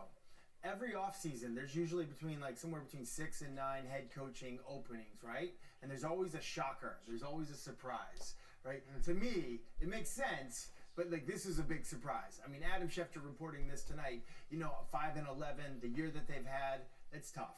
Just got married this year, maybe wants to live a little less stress in his life and a new season, and I hope he enjoys it. Let's get to Sean Payton, though, because this could be big, teaming up with Russell Wilson potentially. What do you think, Randy? Well, you're talking about Russell Wilson. You looked at the year that he's had, and you look what a coach like Sean Payton has done in his career, the success that he had with Drew Brees. That's the win-win situation for me. Russell Wilson needs a guy like Sean Payton. Well, yeah, I think it'd That's be what great Sean for Payton him. needs. Russell Wilson to drag him down, ruin his reputation and his the reason credibility. for it is Sean Payton, you're going to come back into coaching, and you're going to take this team. You have no compensation there because all the draft picks are already going to Seattle. And so, to me, I don't see it happening. I can see Sean Payton coming back. He didn't want to go against Patrick Mahomes twice a year. I can see him going back to New Orleans and maybe bringing a quarterback named Tom Brady. Oh, how about that? That division is a little bit Tom easier. Brady All right, going to after the Week Saints. 18 That'll be the wraps up fucking tomorrow, day, we're ladies getting and the gentlemen. College Football Playoff National Championship between Georgia and TCU. Let's go to Fowler and Herbie for an update. Sam, thanks. A championship matchup that defies odds and expectations. You're not supposed to be able to be 200-1 preseason curtain, pick 7th in your conference, and get here. But TCU has found a way, and going back-to-back in college football, with Georgia hadn't won a title in 41 years until a year ago. Wow. Incredible to watch these two teams and their accomplishments and how different the storylines had been for them to ultimately get here. Georgia, of course, looking to become a repeat national champion. Lost so much from that defense a year ago, but they Sean still Payton have and success. Sean Payton and Tom Brady in New Orleans. Oh yes, let me just go ahead and never be a Falcons fan again. I got to run to the bathroom. I'll be back.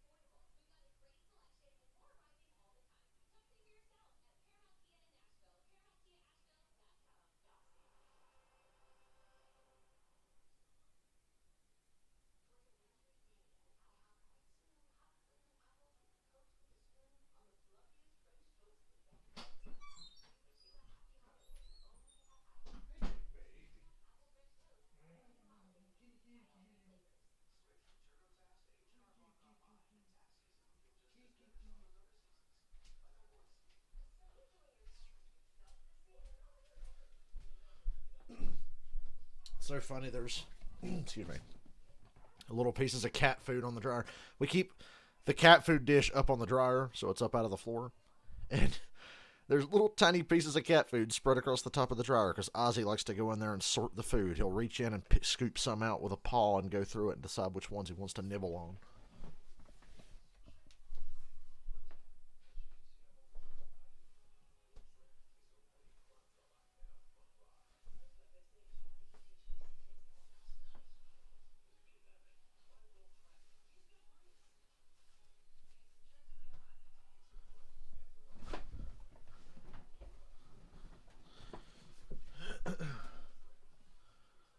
My kitties are in here. Hey, Paige. She's going to go sleep on the cable box now. Because it's warm. It's never caused a problem for our cable boxes, so we let her get away with it. Most of the time, my cable box is off. It's one of the few times it's on. Because I watch TV, but I don't really watch cable. I watch YouTube and streaming services is primarily what I watch.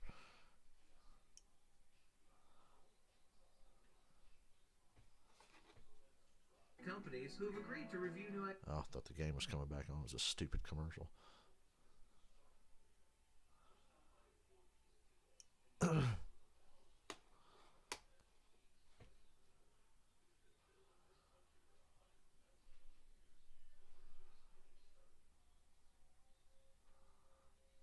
Oh, Barry McCocken said, I'm pretty sure that last lateral play by the Titans receiver traveled farther in the air than any Tom Brady pass he threw in the Super Bowl win over the Chiefs.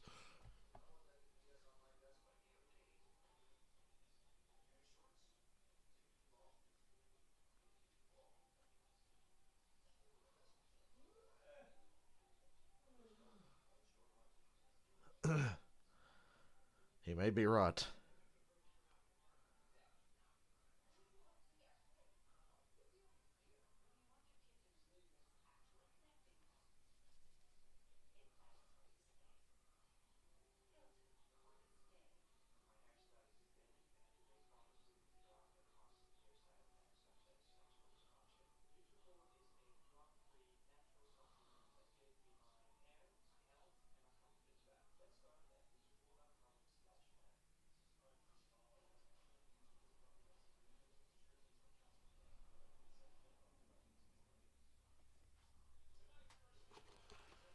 Okay, second half of this really important game.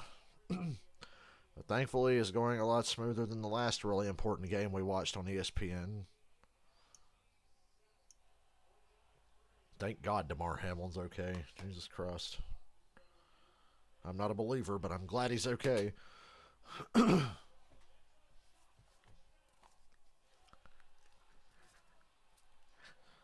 13-7 Tennessee Titans. Jags get the ball. Somebody's playing their last game of the season as we speak. We just don't know who. Trailed by 6. 13-7 game after a half. Winner of this game wins the AFC South. What the fuck was that kick? Oh, they did it to keep it away from Agnew. Well, he caught it on the hop anyway. He's getting to the outside. He's at the 20, 25, 30. Ooh, they just got him out of bounds. That was to try to keep it away from him. It didn't really work. Mike, what is standing out to you about the way Josh Dobbs is playing? I thought we got off to a good start. I thought we possessed the ball. I thought we converted some third downs that were critical. We just didn't convert the first time there in the red zone. And but we were able to string some plays together and really control the ball. And defensively, we just really gave up the one play. Josh has been with you guys 17 days. You were really aggressive in that first half, going for it on fourth downs. What gives you that confidence in him? Just to say the way these guys prepare. We came here to win the football game. We can't wait on Jacksonville. The microphone picking up Trevor Lawrence is just all fucked up. Agnew on a screen. Gain of 8. Screen for Agnew. Thank you, Lisa. And Agnew gets 8. And welcome inside the broadcast booth, everybody. I'm Joe Buck. That is Troy Aikman, and we'll see how this Jacksonville Jaguar offense gets rolling here in the second half, because the last 4 games they've been outstanding. Well, they have. And when you look at this game, and when they've had the success, the one big play that Mike Vrabel was talking about, of course, was the ball to Christian Kirk, and I think that's what it's going to take in this second half, is a little more Trevor Lawrence and them throwing the football when they're going up against what is the league's worst rated pass defense. ETN. I don't think he had the first. I think he's inches short. Close to first down yardage. We'll see where they set it down. Yeah, the rushing has been challenging to say the least. And that was the thought coming in against I smell a measurement coming in. We do know that there's the whistle. Over the course of the year, he does not abandon the run. He continues to stick with it a little bit, but there's some opportunity for Trevor Lawrence and this receiving corps to attack this defense. Man, it's kind of hot in here. Before a third down and less than 1, you could see Doug Peterson I think asking for a measurement. It's close. He looks to be a few inches short on that carry by Etienne. Yeah, he's inches short. That's how I thought it looked when the play was happening. That's how I thought it looked. Jaguar possession of the game. They went punt, then the fumble.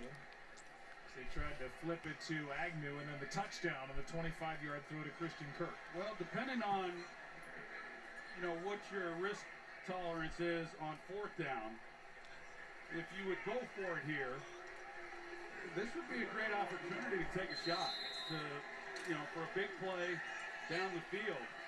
Come up with something that's a little. I think you just keep the chains moving here. Keep it simple. Quarterback sneak. Yep. Oh, man, they stuffed it. They stuffed it. He didn't get it. He did not get it.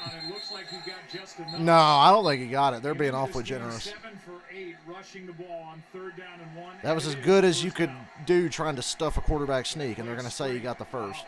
And just got the first down. Damn, that was barely. I didn't see anything that suggested that he got the first. I'm with Troy. He didn't get it. Maybe right there. No. And if you're the Titans, what are you going to do? Challenge it? How do you win that challenge? Pushes forward, I think, is what they gave him as a progress spot. And Mike Vrabel was thinking Let it go. Save the challenges. It's a big game. So a first down at the 38, down by 6. Play action. Somebody in his face right away.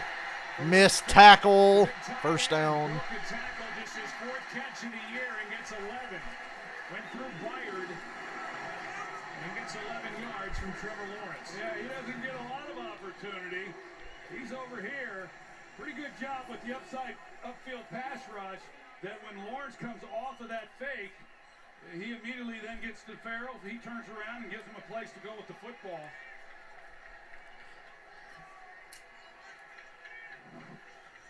And a first down at their own 49.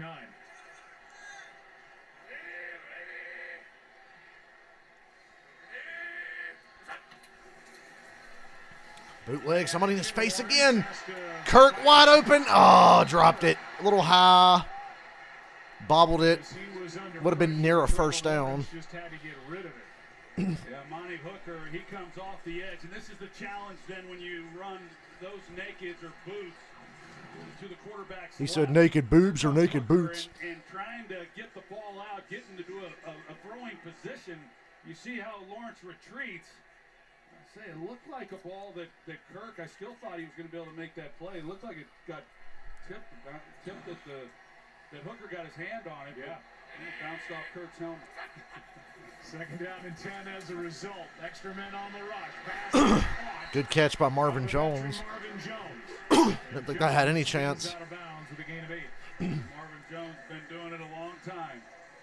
And Some of the best feet in football, Marvin Jones. His hands are pretty good, too. Really seems to have the most trust and confidence in. Of course, he's the guy who's been here going back to last year. As we pointed out earlier in the game, the other 3 at least are new guys. One of the first Jaguars players to tell Urban Meyer to go fuck himself, if I'm not mistaken. Loves the way he runs routes and creates some separation, makes a nice play on the ball.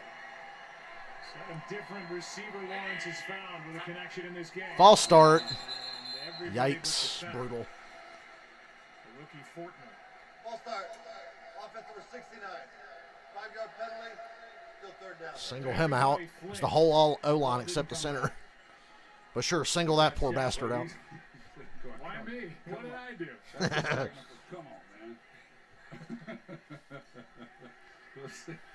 We'll see if Schefter will do it with his shirt off. 3rd and 7 now.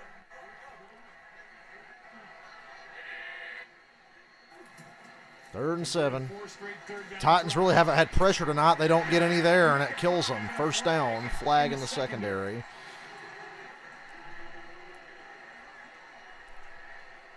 It's the one thing the Titans are missing on defense, just no pass rush. Prior to the pass, holding. Defense number 30. Penalty decline. Results in the play. First down. Yeah, Trey Avery is the guy who gets called. He's the one who was in coverage on Christian Kirk. Hey, this is an excellent route. You see the grab around the waist. I mean, he just beats him at the line of scrimmage. I if that ball is, if it's on Kirk, I mean, Kirk, like I said, they can all run. But if he catches that ball on his feet with the ability to run, it's going to be a challenge to see if they can get him on the ground. Still no pressure. Marvin Jones down to the 11. 21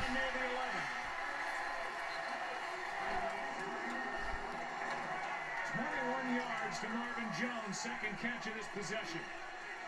Where the Jaguars are coming up. Call Wheezy, they done come up. Boy, that's a dated reference. What would you expect from me? Overthrows. Marvin Jones was doubled. And double covered.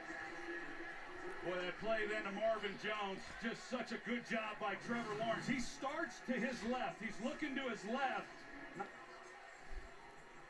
He's looking to his left, moves the linebacker, comes back, and hits Marvin Jones in the hole. Just a great job by him of holding the linebacker, not allowing him to get under the throw, and then delivering an accurate ball. And the incompletion in the end zone to bring up 2nd and 10.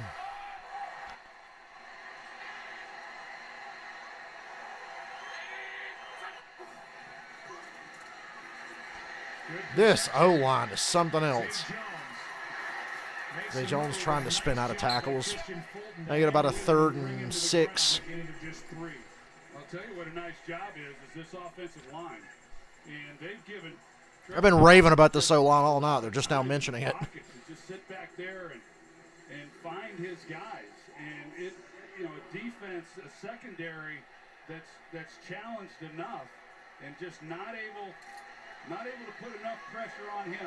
They were unable to sack Trevor Lawrence in the first meeting week 14, and they've been unable to get to him tonight. 3rd down and 7, late motion. They can't get to him again. Oh, my God, he had Zay Jones wide open.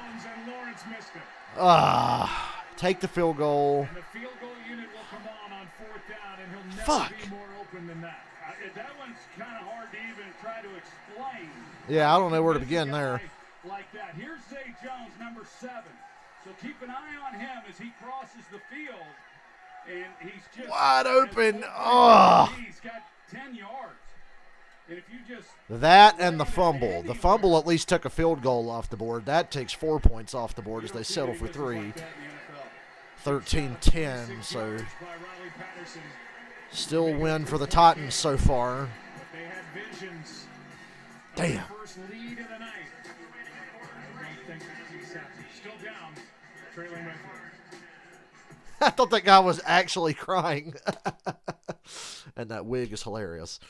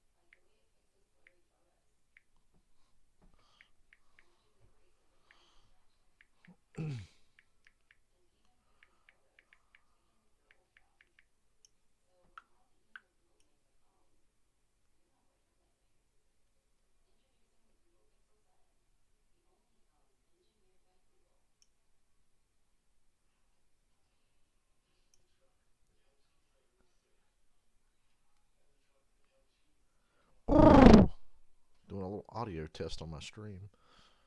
For some reason I'm paranoid that it ain't working.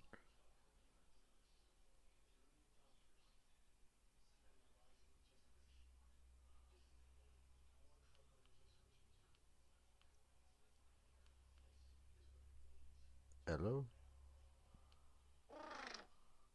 Okay, it's working. Oh, my stream's like way behind, which is weird. Nobody's fucking watching anyway. Hey, there's Slash. Did I mention I know his drummer?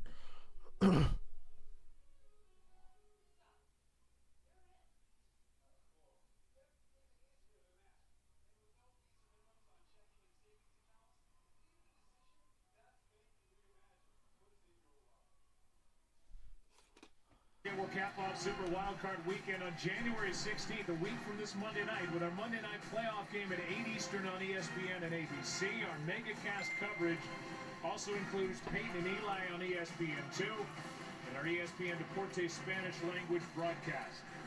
Find out every network what game they get at the end of the weekend. This is a 3-point lead for Tennessee. Patterson will kick it away with Jonathan Ward waiting deep. Ward, Tennessee, and he'll get a chance from about the 6 or 7. Got a bounce by Caleb Johnson. Back to that miss. Lawrence has been talking to himself on the sideline ever since. Trevor Lawrence is muttering and festering on the sideline. Zay Jones was as he comes across the field. And if he just lays this anywhere. Oh, man, that's just so brutal. I mean, that's.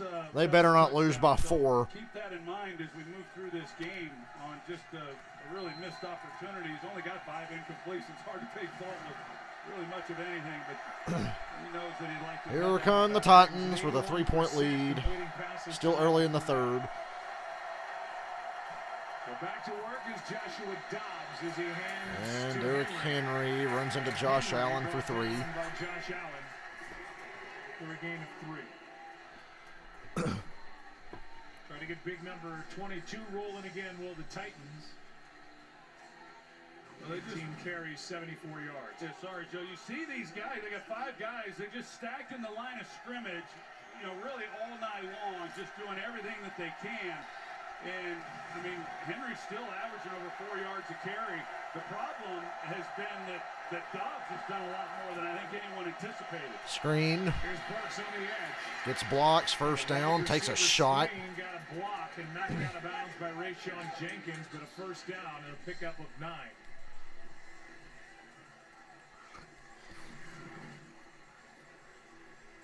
And that's just designed to get it out there quick to Burks. They got 2 guys out blocking, a quick wide receiver screen, picking up the first down.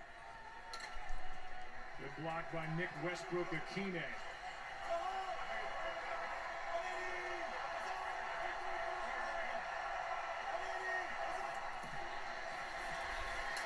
Henry over the right side. Henry for a good gain of 6. Lost his balance and ends up at midfield, picks up 5. So good he can stumble and get 6 yards. What they've been doing to try to just slow Derrick Henry down, loading the box, getting guys lined up, 5 across the board, and just trying not to give him anywhere to go with the football. And then, of course, is when they come off of that with play action, and Okonkwo, they get one-on-one, and they took advantage of it. So you start stacking guys up there to try to take care of Derrick Henry, and that's why I said earlier in this game, you would expect it in Tennessee. They send Dobbs out at wide receiver. It's obviously a run. Direct snap to Henry. Okay, he's looking to throw and throws, and oh, it was almost caught. I think they're going to get interference, so it's a first down. Well, they had me fooled. I was saying run all the way, but can you blame me? They might get a hold on Jacksonville. Pass interference defense. The line of scrimmage. So the play worked. That's what they get, and Derrick Henry, he's throwing that with Henry was stiff-arming a guy while trying to throw the ball. Crowd saw something in the replay they didn't like. Pretty good hit at the end of that play as well. Here's Okonkwo trying to come off the ball. If they drive Derrick Henry into the ground, do you call roughing the passer? They got 5, and I think they went going through the back, but there's just not enough there. There's not a significant hindrance. So it was a bad call. That sucks for the Jags. Henry runs in a wall, gets dragged down for nothing.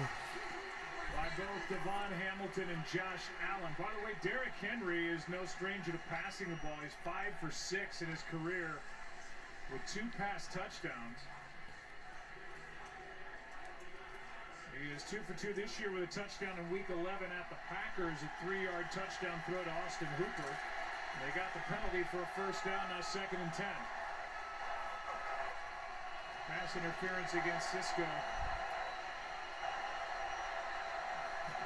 Okonkwo. Dropped. 3rd and 10. Big opportunity for Jacksonville. For Get him off the field. I bet it's going to be a throw to Austin Hooper. How much you want to bet? Hooper's been his money man.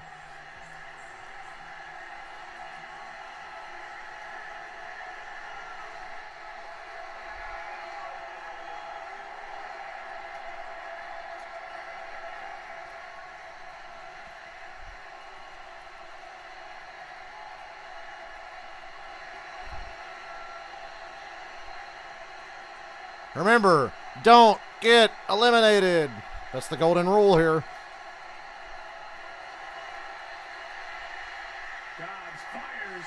It's Robert Woods for a first down. Another 3rd and long conversion. Had a few of those tonight, shockingly. And Dobbs playing for a contract is what it looks like to me.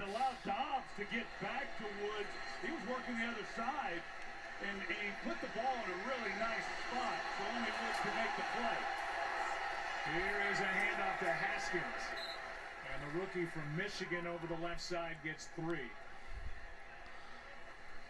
Yeah, you always kind of wonder, you know, going back to the Dallas game when they started moving the pocket and doing those types of things with limited practice time. Everybody was blown away with what Baker Mayfield did with the Rams. How about what Dobbs has done with the Titans? To me, that's way more impressive. When you haven't been with these receivers, but yet he's been able to deliver the football on target and has been really good in this game. Blitz doesn't get there. What an adjustment to try to make that catch, but it's incomplete. Okonkwo, I really thought he was going to get that. Great throw by Dobbs.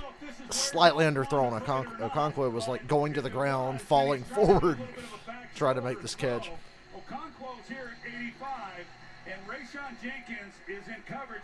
If you put it up, Jenkins has his back to the ball. So put it up higher and let him make a play. Even then, Okonkwo does a good job of trying to Still a good throw. Another 3rd and long. Oh, 3rd and 7.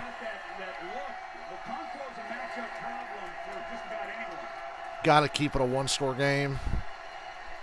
Titans inside field goal range. 3rd down and 7. Blitz again. Dobbs on the run. They don't get there. Oh, hit as he throws, incomplete. Take the field goal, and Dobbs got his fucking bell rung, it looks like. And Dobbs gets up looking for a flag. He doesn't get it. The field goal team comes on for Tennessee. Okay, he just looked confused that he didn't get a flag. I thought he got his bell rung. Yeah, he's out of the pocket. Like, God damn it, we are going to keep doing these blitzes until they fucking work, and that one worked. I think this is a legal hit. Jacksonville stubbornly blitzing, and I didn't see much there either. I agree. When you're outside the pocket as a runner, you give up protection, quarterback protection. I didn't see anything that suggested that a flag should have been thrown either. 41-yard try by Bullock. 16-10 Tennessee. He is 3 for 3 tonight. And the lead is back to 6. Here's the 1-score game. throw by Dobbs. Jacksonville needs to start getting in the end zone. Or it's going to get late early here. Yeah, that was a clean hit. I'm glad they didn't throw a flag on that. If you disagree, you need to take a trip down to that distant Native American village by the name of Quitchibichin. Or you're just a Titans fan, in which case I understand. Because if I was a Falcons fan, I'd be bitching too if they were in this situation.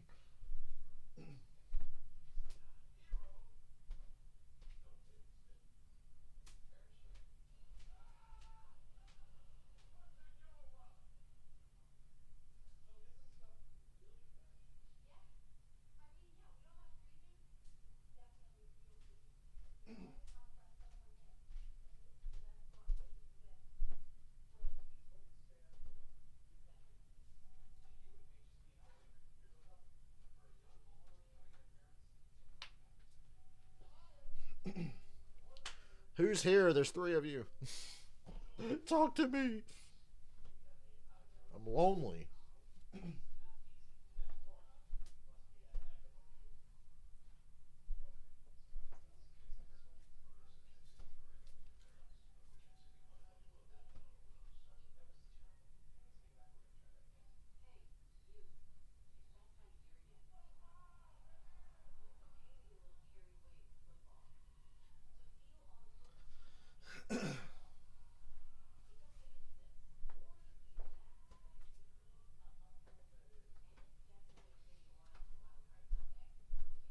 You know, I've only got one complaint about this awesome new chair I have. Because it's like leather, it makes my back sweat. Feels icky. Still love the chair, though.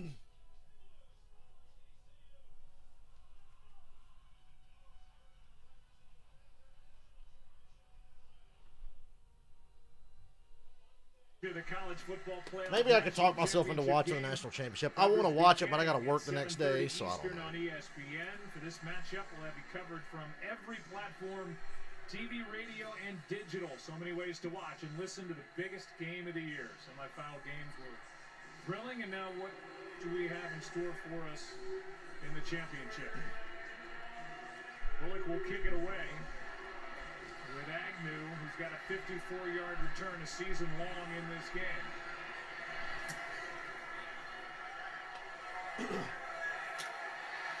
Why not give it a shot from the end zone? Broke one tackle and ends up getting brought down as Andrew Winger made that play. We look at the AFC playoff picture. The Chiefs, they won earlier today. They are the #1 seed. Winner gets to play the Chargers next week. I'm pretty positive. Right now it's Jacksonville, the winner of the AFC South. You see the wild card teams on the right side, the Chargers, Ravens, and Patriots. Patriots have their game. They win, and they're in. They're at Buffalo tomorrow. In the hunt, the Dolphins, Steelers, and these Titans are certainly in it. A win, and they win The Patriots are fighting a fucking uphill battle tomorrow, let me tell you. The Buffalo Bills are already probably the best team in the AFC. Imagine how motivated and ready to play they are now. How fucking hot they're going to be to win some shit for DeMar Hamlin. So the Patriots are just fucked, I think. Dolphins to be determined. Steelers, who knows? We'll find out tomorrow together. Live on the air. They had the big run last week against Houston, went for 60 yards. Got over 100 yards in that game. Didn't even play in the second half, but we knew it'd be tough coming into this one, and it has been. And as Trevor Lawrence told us, Joe, he knew they weren't going to abandon the run, but he said, hey, in order for us to win, we know we've got to throw the football, and he couldn't be more right about that. Still no pressure on Lawrence. Kirk wide open. Lawrence doesn't miss him. Up near midfield. When he's not missing, he's only missed like one, maybe two throws. When he's not missing, he's on it. Christian Kirk on Amani Hooker, and when you've got two pressed out there like that, and you've got all that field to work, you see how much room then Trevor Lawrence throws a beautiful ball. Christian Kirk's having himself one heck of a night.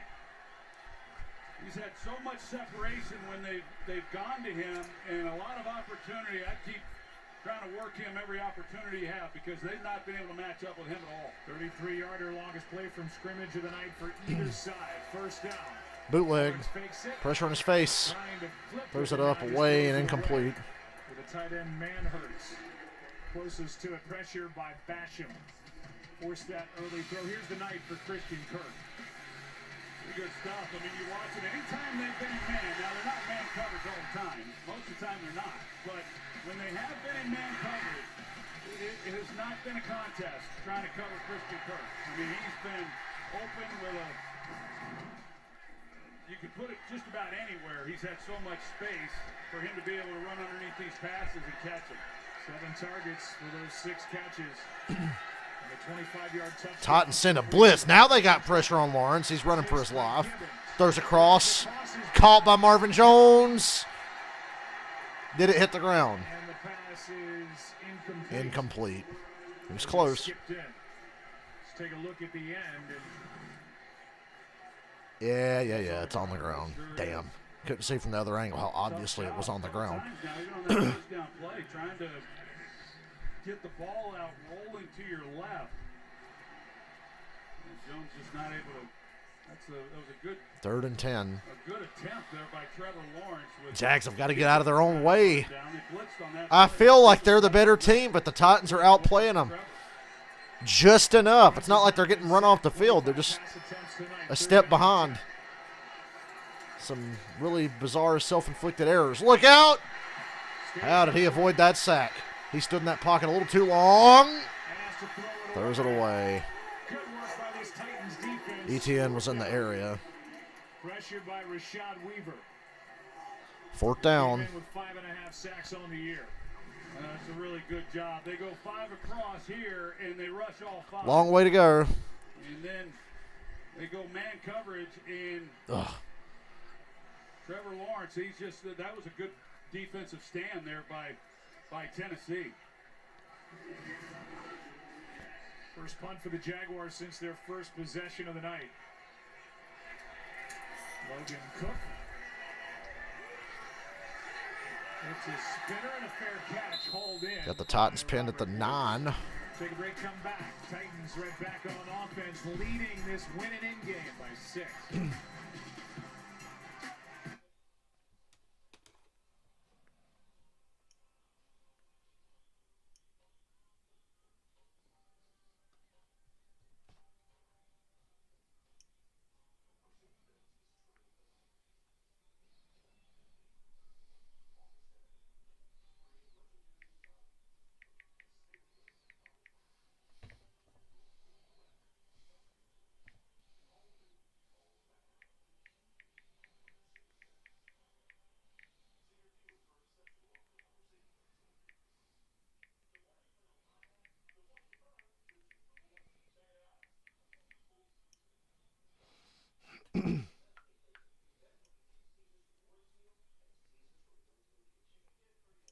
Check my social media shit. Since I've been sitting here talking to myself for 2 hours. Shout out to the Chiefs for being the first team in my parlay this week. So I'm 1 out of 6. Off to a good start. I got a good feeling about tomorrow. Maybe I'll hit 2 in a row at the end of the regular season.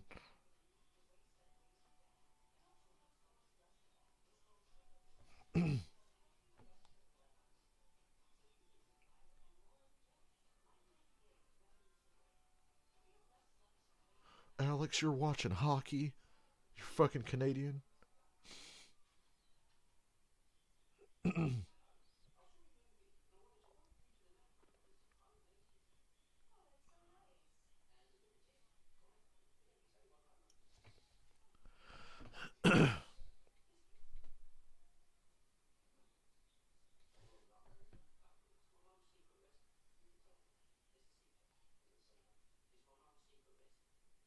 Highlight Heaven's right. NFL's so funny. 2-minute warning. Commercial break. Jaguars call timeout after a 4-second play. Another commercial break. Trying to clinch the #1 seed in the NFC with a win against the Giants.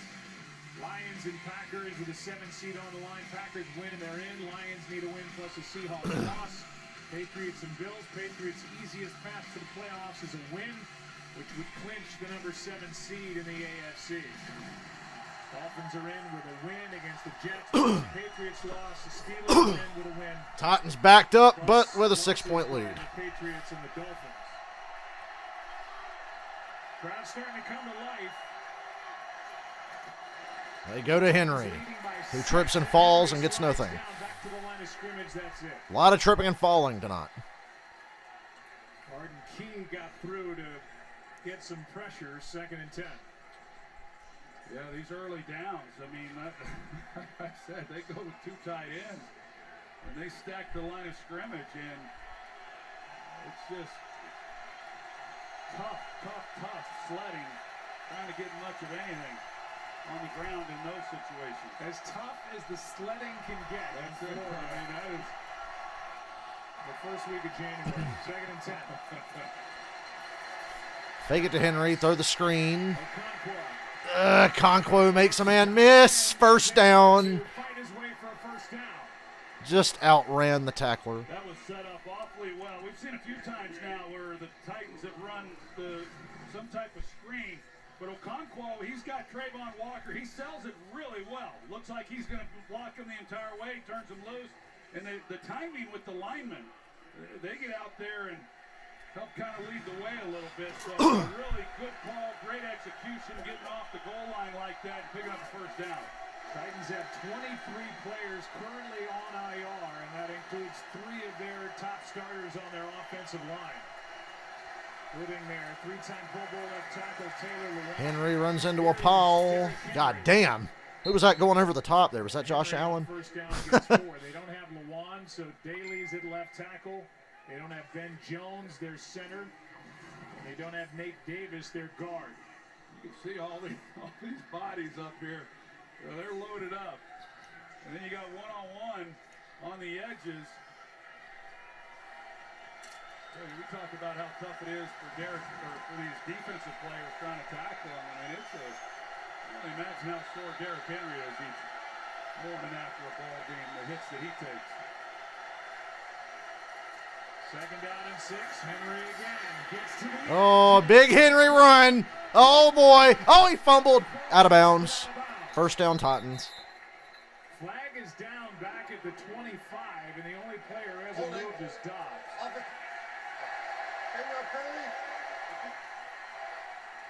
And the aerospace engineer knew that one was coming back, and that erases a 36-yard run by Henry. Yeah, I think it's on Okonkwo here, 85. You're going to call holding, so nix that run. Right there. Yeah. Yep. Can't reach under them pads. That's the grab. Good ball.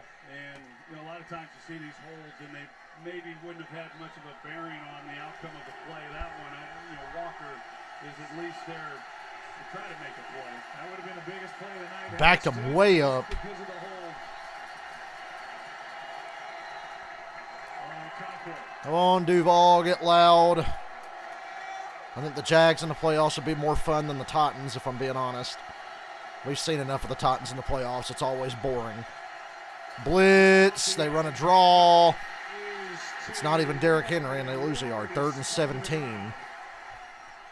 No gain on the play. Trey Herndon. He's going to lob this shit up to fucking Robert Woods or Austin Hooper and convert this. You watch. Down to where he could get some help, because the Jaguars were playing coverage on that play, and Tennessee thought they might pop one with a wider box, but Herndon was able to get there and hold on. After that hold and that call, now it's 3rd down and 17. At least Florida fuckers wearing jackets, and you know it's like 50 degrees outside. Pussies. 3rd and 17. No pressure. He throws it up. And it's intercepted. And they're going to get a return on this. 30, 25, and then tackled out of bounds. Finally a break for the Jaguars.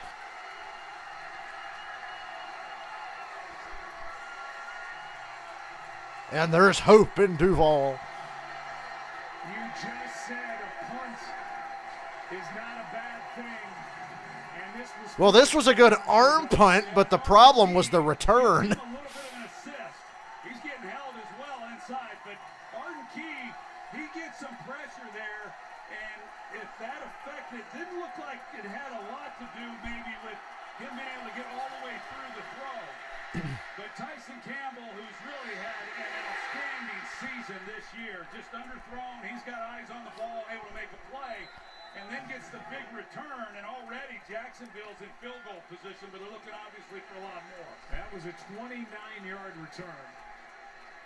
And the 3rd interception of the year. The Tennessee 25. Zay Jones for a gain of 5. That could end the quarter if the Jags want to. Zay Jones, and Zay gets 5. Gibbons brought him down immediately. And we're under 30 to go here in the 3rd quarter. Yeah, clean interception, but look, with the score the way it is and field position is so huge, a blindside block right there. Ooh, yeah. Interception. They should have had the ball 15 yards from about the 48-yard line. They got to run another play. ETN gets 2. 4th quarter.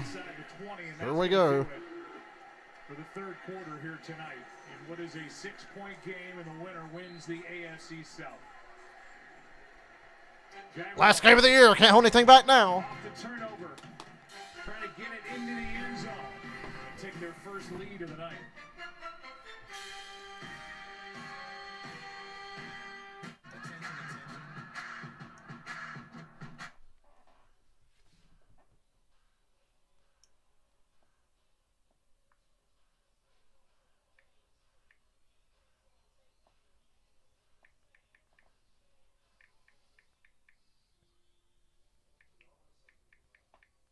Cocky is a fucking word. Come on, really?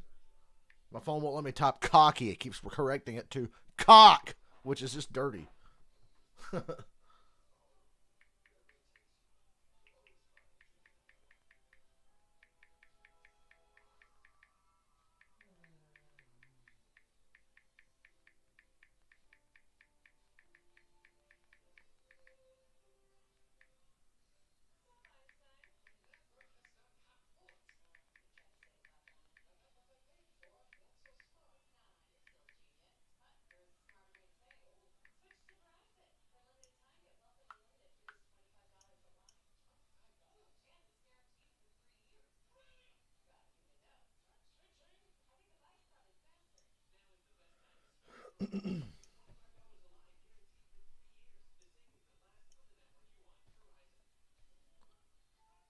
Next year, when Tom Brady's on the Raiders, I hope they get in the huddle and spin around in a circle like the Chiefs did today. Do it while they're like up big.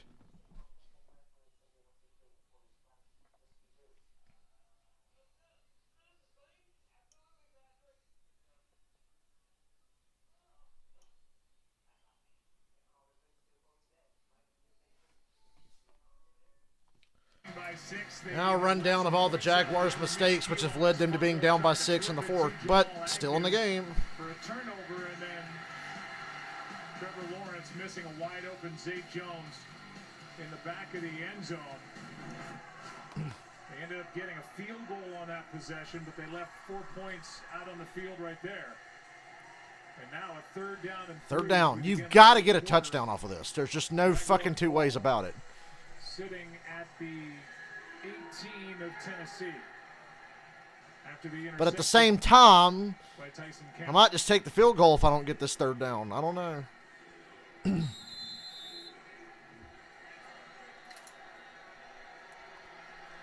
Fourth quarter. Somebody's 15 minutes away from not seeing the field again until late August.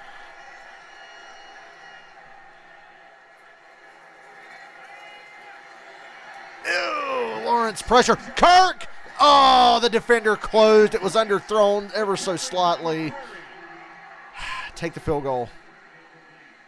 Take the field goal. Yeah, take the field goal. That's just beautiful timing there by McCreary. He wasn't looking back and playing the ball, but he didn't impede the receiver. Just wonderfully timed. Got a little lucky perhaps, but because like I said, he wasn't playing the ball. But yeah, take the field goal. 16-13.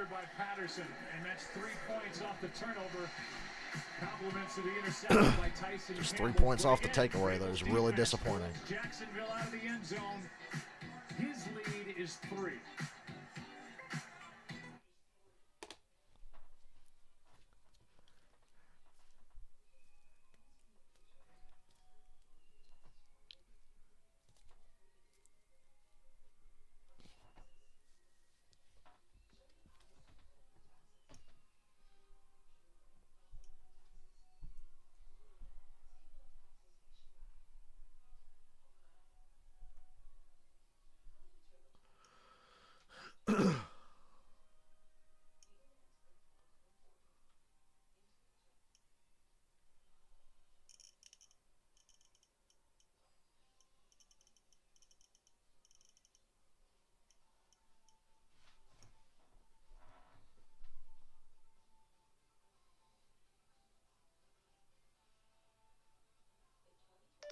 I'm setting an alarm for tomorrow.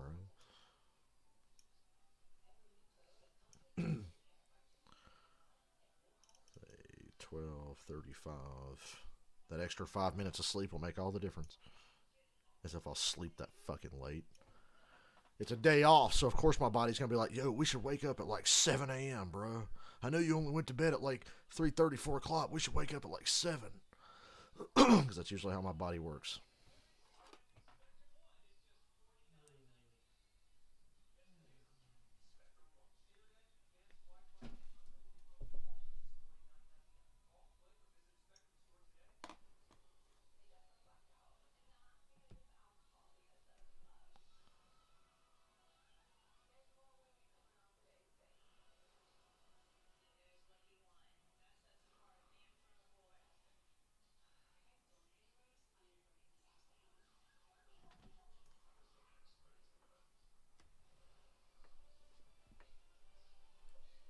Jaguars have never led tonight. Jacksonville 0 for 2 in the red zone and scoring touchdowns, and also have a turnover just outside of it at the 22.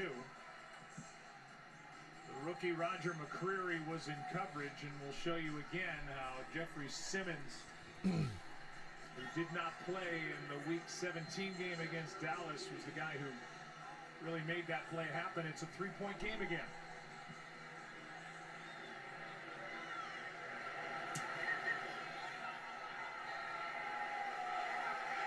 Julius Chestnut on the return. Spins his way to the 25. Fight! Fight! Come on now. And we will hope that it looks like cooler heads prevail there. Cooler heads prevail. What is this, a Steve Austin podcast? Cooler heads prevail. And because they put a body on the center, he's not able to give help. So just single blocking then on Jeffrey Simmons.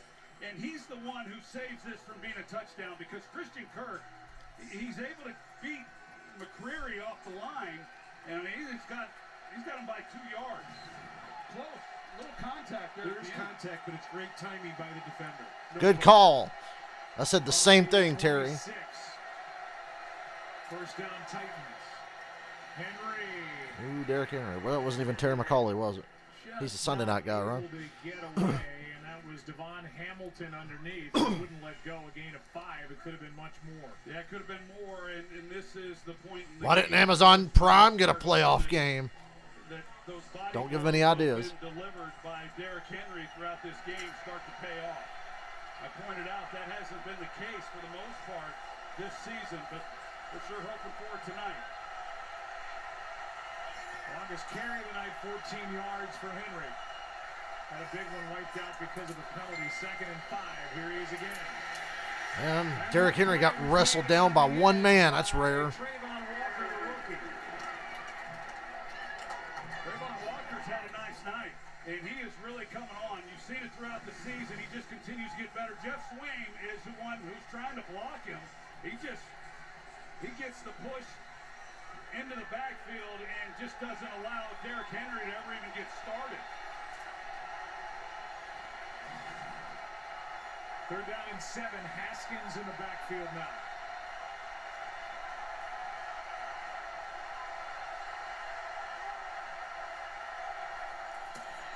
Third and 7. Make a stop. Make a stop. Make a stop. Oh, sack! Brought down by Robertson Harris. And the second of the night by this Jaguar defense. Trayvon Walker had pressure.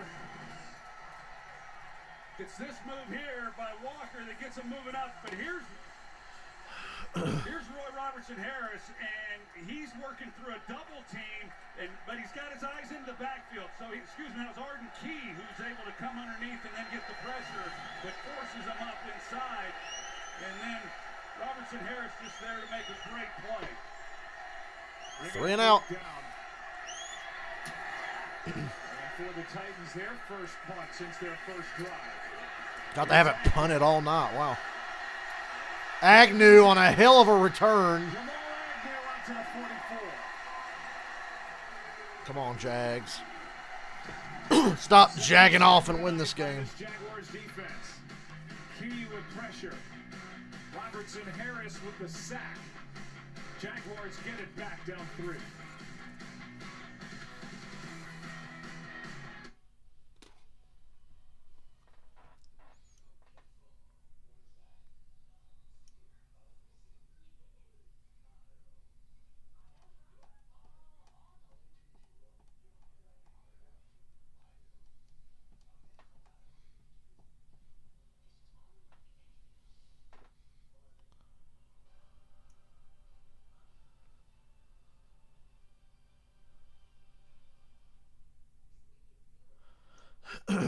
They're going to be a Manning cast for the playoff game? There should be.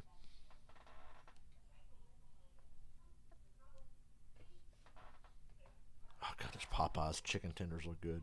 Never had Popeyes, but that looks pretty good. And again, anything looks good right now. I'm fucking hungry. But I'm not eating till after the game. I had a late lunch today. We went to Cookout at like 3:30, 4 o'clock. Add a barbecue sandwich, cheddar bites, and somewhat seasoned fries. I'm a whore for some barbecue sandwiches, bro.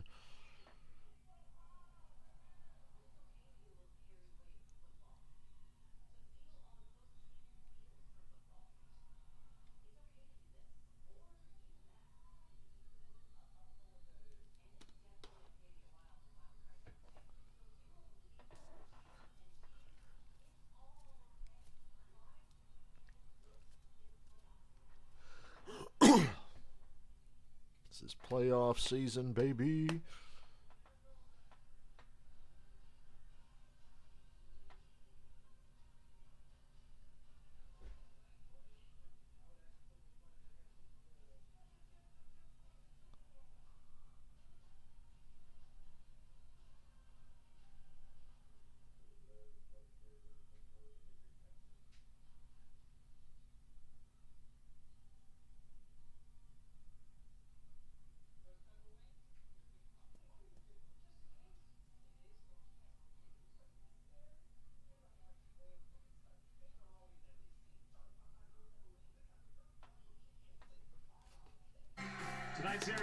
Jaguars in good field position for the third or fourth time tonight. Get in the end zone, for fuck's sake.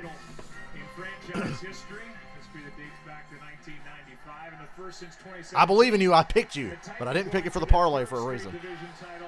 Since moving to Tennessee in 1997. Lawrence keeps and throws it away.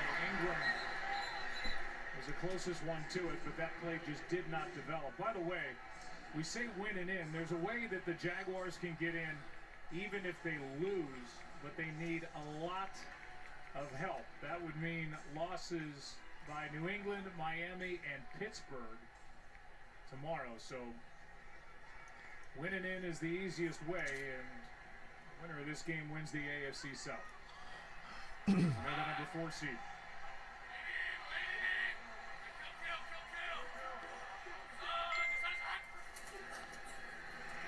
Handoff is to Hasty, and Jermichael not much.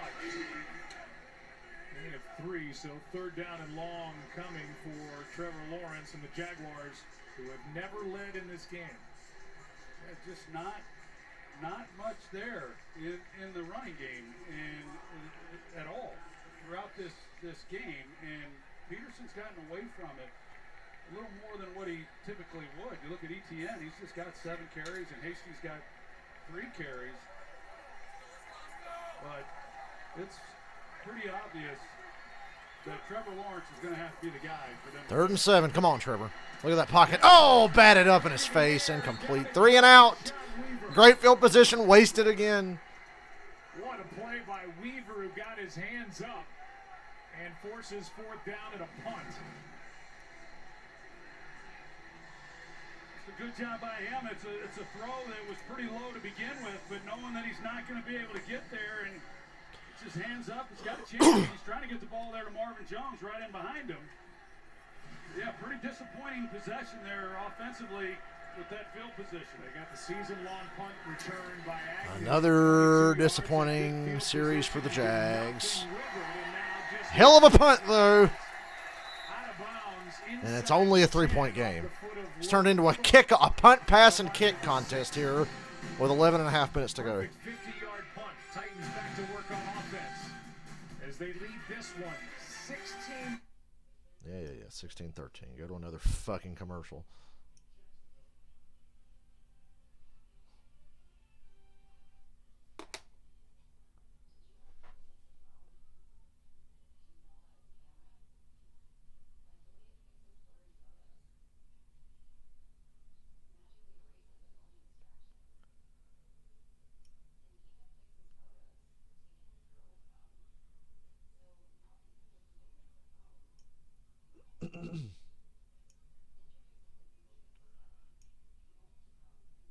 All by myself. You know, as much as I'm enjoying this game, this particular stream just reinforces why I don't think I'm going to stream regular season NFL games next year. Just going to have football for me. I think these were only somewhat popular on my channel in 2020 because nobody else had anything to fucking do in 2020.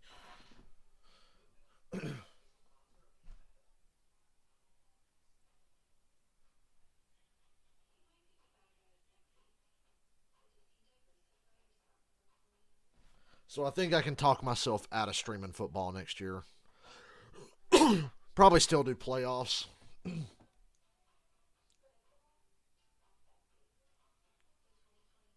It's a bummer. I like doing this.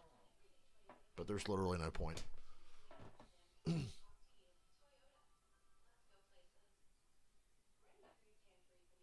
It is so ungodly fucking hot in here. I have to open a window.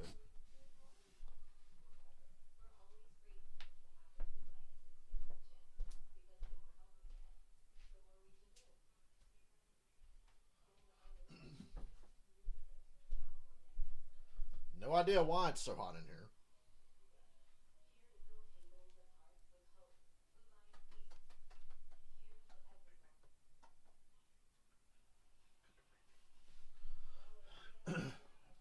Slowed down here in the second in the interception by Tyson Campbell.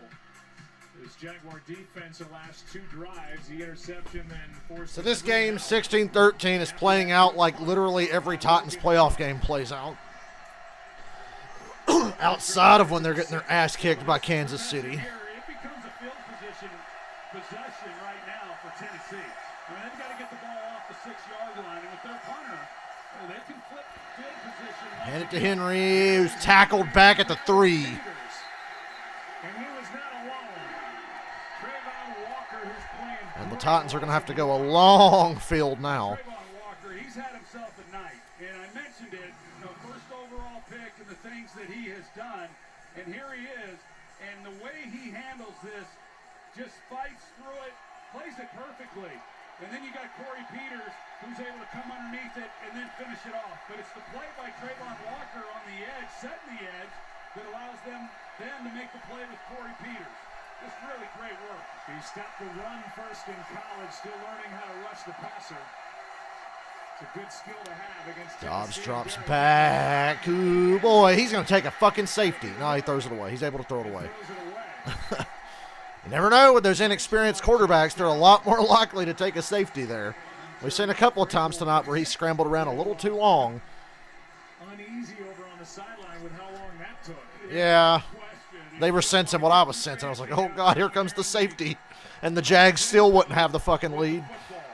Right now, I mean, they're just hoping to give Ryan Stonehouse a little room to operate.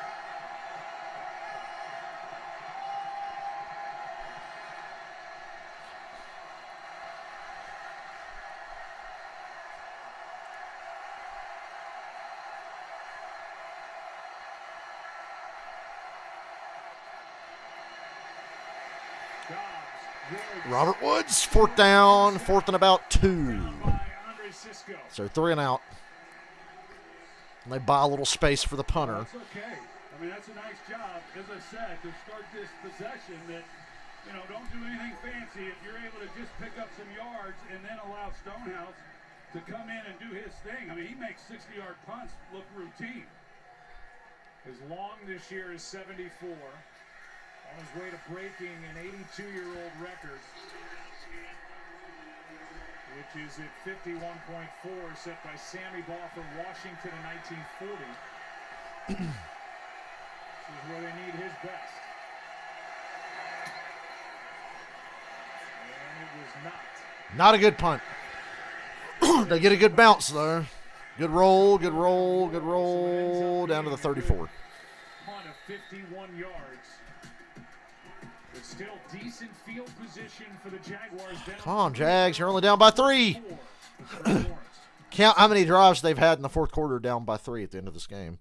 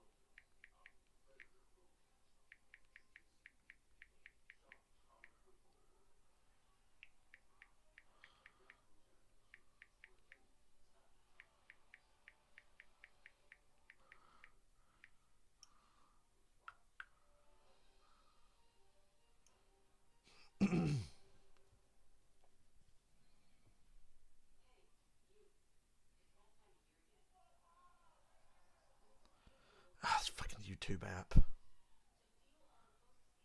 Put the stream back up on my phone. Thank you. The stream that nobody's watching and nobody has watched. Kitty, kitty, kitty. You wagged your tail. You're pretending to be asleep. You wagged your tail when I said kitty, kitty. My cat Paige. I said kitty, kitty, and she started wagging her tail, waving it around.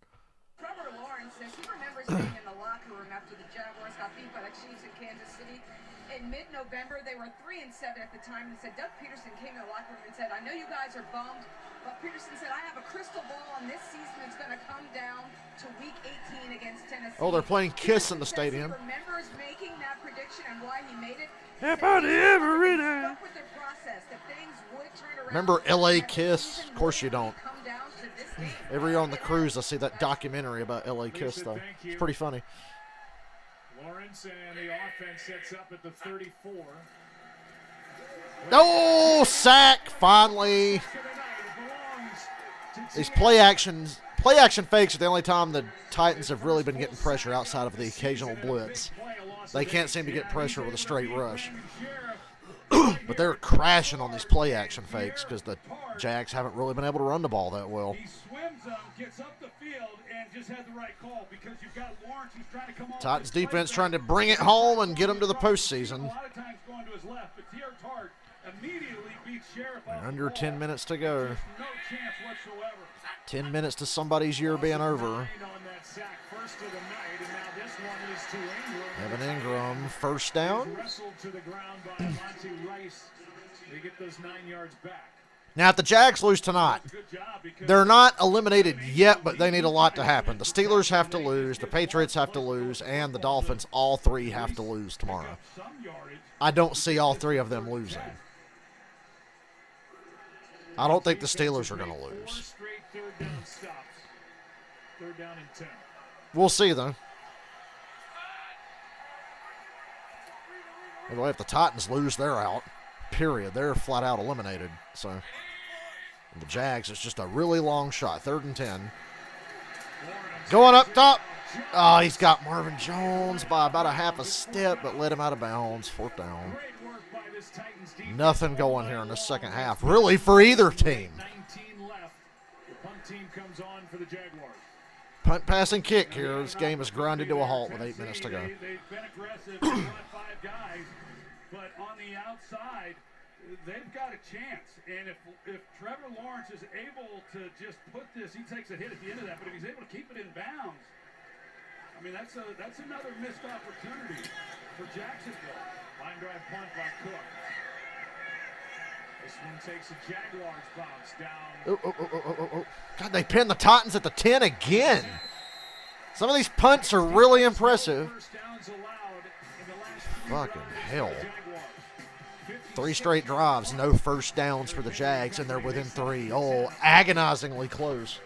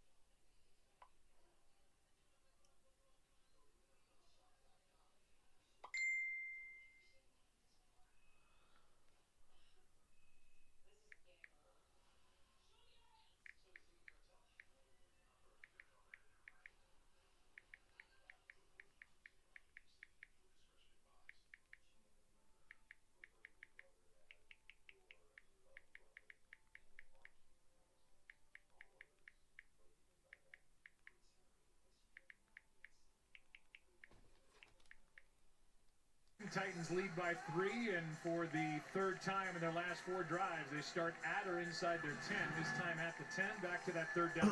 Yeah, here's Marvin Jones, and here's a good look at, that he's got him beat, and just a ball that just sailed. Now, at the end of that, Lawrence does take a hit. Danico Autry is there to make a play on him in the pocket, but that had no effect on the throw itself. He had a chance to be able to step up into the pocket, deliver a football, and that's if Jacksonville. Somebody do something, please. It's going to be a long off season because there's been a lot of opportunities in this game for them where they've left a lot of points. The Jags will know the pain that the Colts felt last year when they lost to the Jags last game of the year. For the Titans and Joshua Dobbs.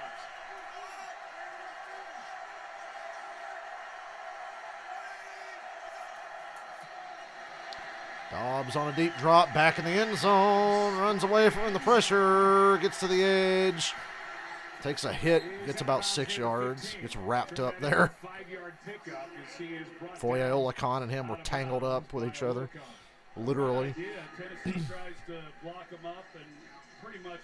Tennessee, in their dream scenario here, would drain about 6 minutes off this clock and get a touchdown. Use his legs and pick up nice yards on first down. So a shot at top downing the offensive coordinator from Mike Vrabel. It's a call on 2nd and 5. Will it happen? Probably not, but He calls this a run by we'll be on 3rd and about 3 here. He got 2. Devon Hamilton in the middle of it. Lewican combined on the stop. Another big 3rd down coming up. Yeah, Lewican is one of those young players that has done a lot of good things. He's got great speed. Here he is right here, and they hit it. I mean, when these guys, and the job of these defensive linemen up front, their job is to keep these linebackers clean, and they do a pretty good job of it. And Devon Hamilton, he's had a nice night. I mean, he is a disruptive force in the middle of that defense. 3rd down and 3. Dobbs. Make the tackle. First down. Oh, so close to getting them off the field again. Now every first down becomes a huge deal. A great play because Muma is right there. If he's able to make this tackle, it's a pretty We said all night long the Titans have been a half a step to a step ahead of the Jaguars, and the score shows that. Job there by Ward, able to break the tackle from Muma and pick up the first down.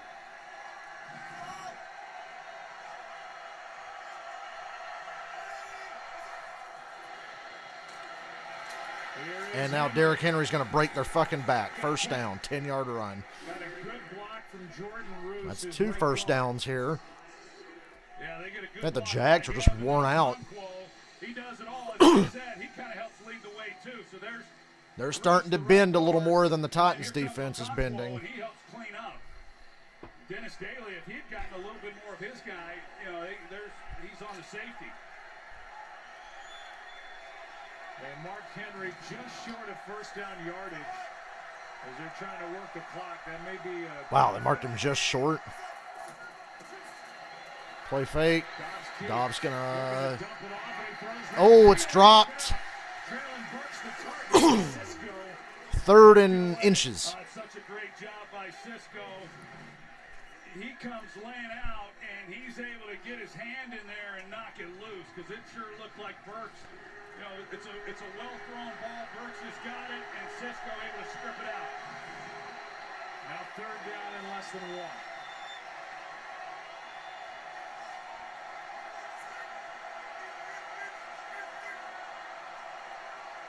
Derrick Henry came into this game 8 for 10, rushing on 3rd and 1.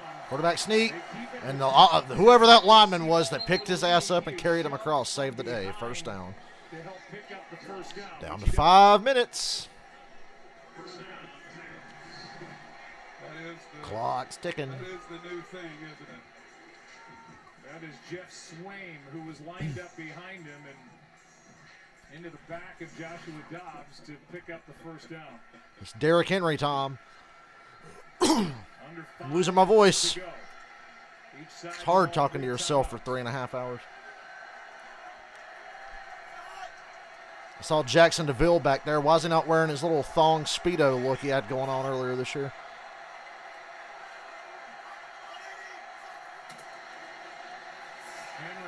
There's Henry, gain of 4.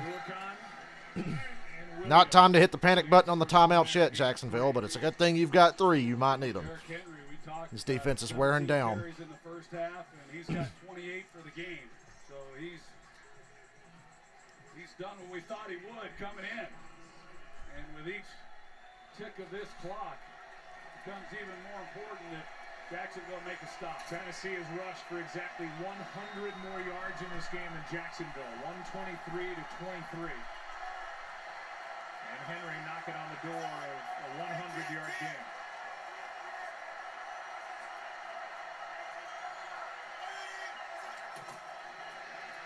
Here he is again.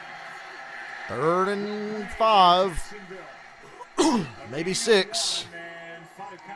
Close. How's the game?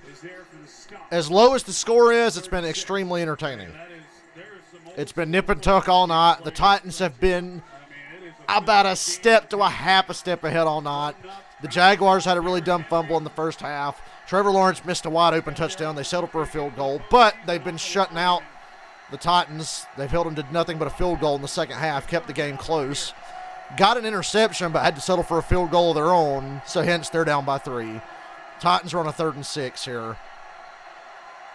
They've pretty much got to throw it. Jaguars defense is starting to break, I think. Oh, look out!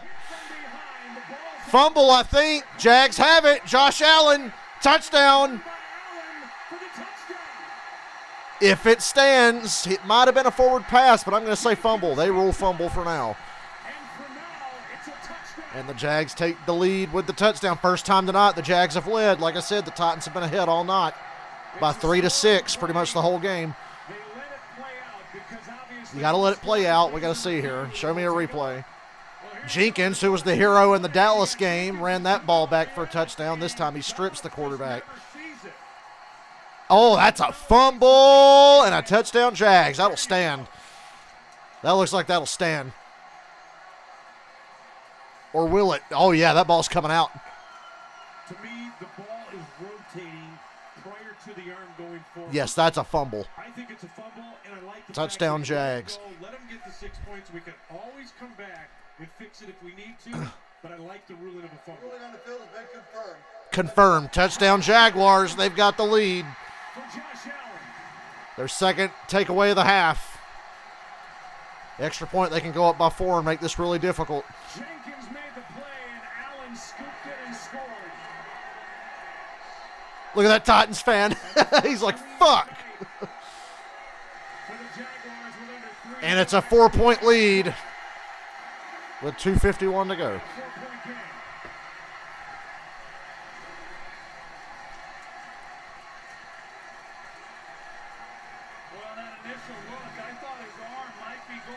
This Jenkins guy is a playmaker, and Josh Allen's a stud. Right place, right time on this one. It's and a great job by the officials, as you said, John, to let the play go. Tennessee's forgetting the golden rule. Don't get eliminated. Yeah, mechanically, Vinovich does everything that you want him to do. And judgmentally, at that speed, I'm telling you, that's a tough call that he nailed. Look at Trent Baalke. Josh Dobbs, the quarterback for the Titans, has actually played a solid game tonight. They've really locked him down in the second half, though. He had a great first half, hasn't done much in the second. But now he's got 2 turnovers on his resume.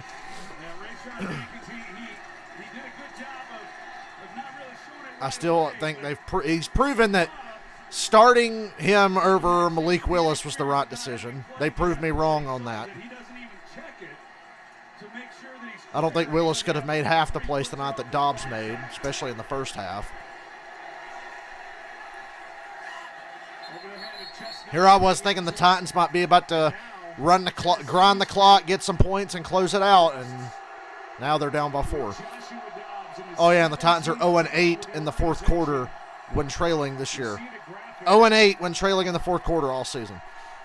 This season, they have not come from behind in the fourth quarter, and they're asking a 27-year-old Teal with it. I like that. Because the Jags are wearing all teal tonight. Yeah, and it got a little bit more difficult as well with the crowd. I mean, the crowd's been This has been a great game. Unlike earlier today. Been talking to myself all night. Like Axel said, when you're talking to yourself. And Dobbs is going to keep it himself. Ooh, if he gets this block on the edge, it's a big play. Well, he got enough of a block for the first down, but that's it. That's a first down carry by Dobbs. Yeah, and the good thing for Tennessee is that they're not in a hurry-up mode because of the amount of time and the fact they have Jaguars defense has hung tough all night. They definitely deserve an attaboy, some kind of award for this performance. The Jags defense and the Jags offensive line for sure. I hate to say it, but the running game hasn't been there for the Jags, and Trevor Lawrence hasn't done quite enough. But this defense is hanging in there, and Derrick Henry just got 9. Defense going to have to close it out again. They're going to have to do it one more time. Second and less than 1 coming up.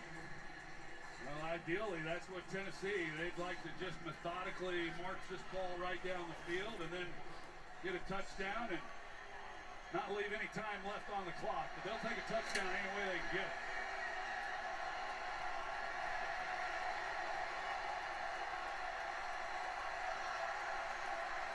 Been one of my better streams this year, and nobody's been here to say, ooh, I think they got the Jags to jump. No flag. First down anyway to Swain, but I think the Jaguars jumped off sides. Jaguars may have come across early. Yeah, I saw They absolutely jumped off sides. I thought it was Trayvon Walker who came over early. I was looking for a flag. Thought he had a free play. Instead, we're at the 2-minute warning. 2-minute warning. They got 3 timeouts. They're at midfield. Not over. Not over by any stretch. Are you ready for some Monday night on Saturday night?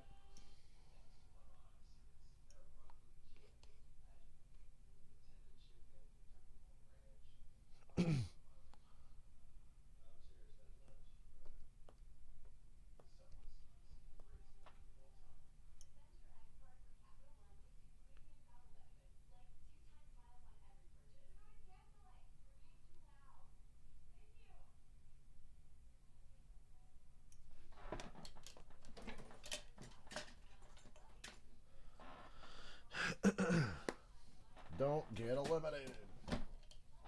What show was that on? Was that like Extreme Elimination Challenge or whatever the fuck it was called? That shit that was dubbed on Spike TV back in the day? Well, I've said it before, I'll say it again. These drums are great because my headset is resting on the hi-hat, and it's just a little mic stand here right in front of me.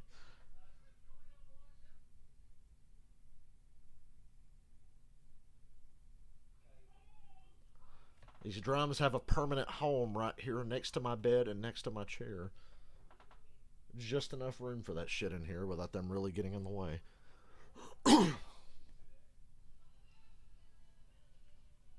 Most Extreme Elimination Challenge. Yeah, that's what I thought. I stole it from Urinating Trees videos. He always, around playoff time, he says, remember the golden rule, and he plays the clip, don't get eliminated. Jacksonville with a 69 nice percentage of win probability. 69.7, but we'll ignore the 0.7. If it was 69.1, we could say that's 69 with a finger up one of your asses, but it's 69.7.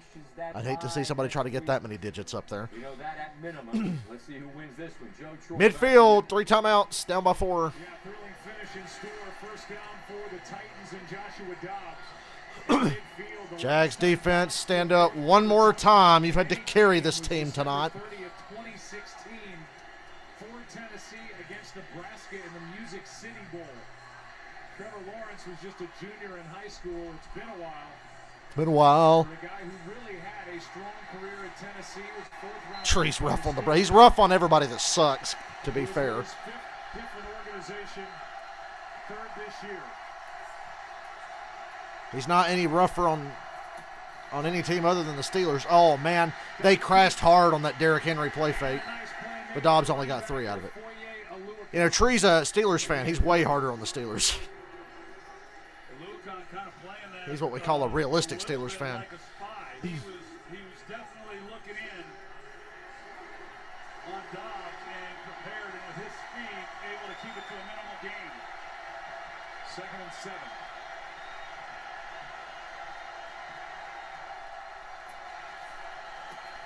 Oh, strip sack, ball's out. And it bounced back to Dobbs. Wow.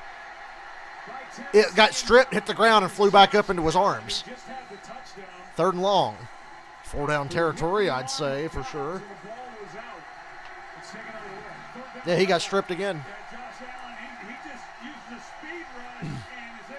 Josh Allen, the other Josh Allen. And right back into the hands of Dobbs.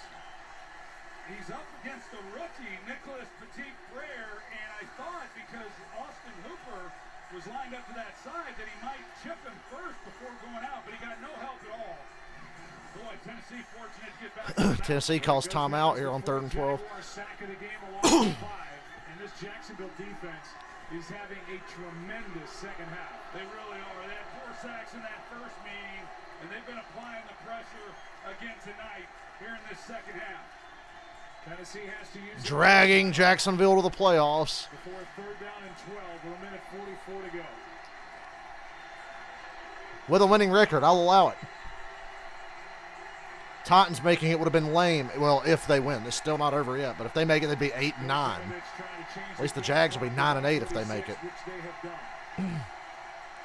It's been a while since you heard that stupid song.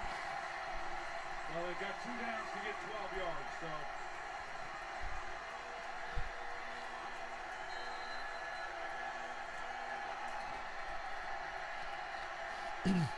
Come on, Dobbs. Think Steve Young. Think Steve Young. Austin Hooper right here. He's the guy who's kind of been his go-to guy in a lot of key. Ooh, the Jaguars blitz. I think they made the Titans flinch. False start. Yep, it's a false start. Brutal. And it's Hooper who's guilty of the false start.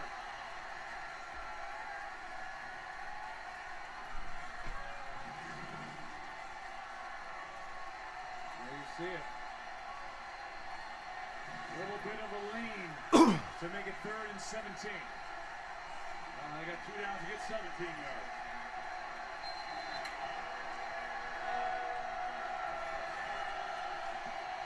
yards. Yeah, 2 downs to get 17. Way to simplify it there, Troy. It sounds so easy. Dobbs avoids the... oh, boy. It's going to be 4th and 12. And obviously, you got to go for it. From 3rd and 17 to 4th and 12. Still not ideal.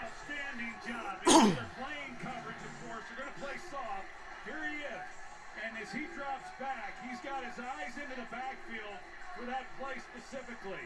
And you see how he reacts once the ball's in the air and comes up and then makes a clean tackle. Luakon, former Falcon who played collegiately at Yale. He's been a tackling machine, leading the league in tackles coming in. And Trevor Lawrence. Did I ever play the Tomb Raider games? A long time ago. None of the new ones, though. Just the PlayStation, the PS1 Tomb Raider stuff. I haven't played any of the modern ones.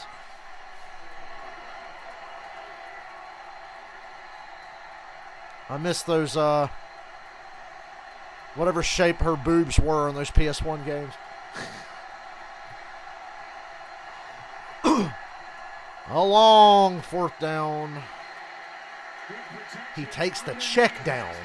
And turnover on downs. Jags win. Titans only have 1 timeout, and there's a minute 30 on the clock. Jags win. You take the check down on 4th and 13 with the season on the line. Season on the line. I'm going to check it down. Well, just the inexperience of Josh Dobbs. You can't make that throw. Yeah, you can't. Troy's right. It's inexcusable. As he goes down the field, Dobbs has some time, and you've got to just turn this one loose. Step up right there and keep looking downfield. Oh, he would have had somebody. Burks was coming open if he stands in there and steps up. He takes the fucking check down. Jesus Christ. You blew it. You had it all and you blew it. And that's the season for the Tennessee Titans. I think unless the Dolphins, Patriots, and Steelers all lose tomorrow.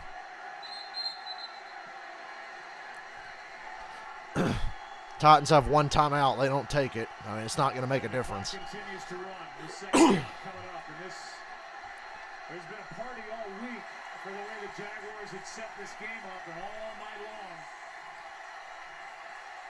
And this crowd is, they've been a factor in this second half, and they're ready to do yes, they are.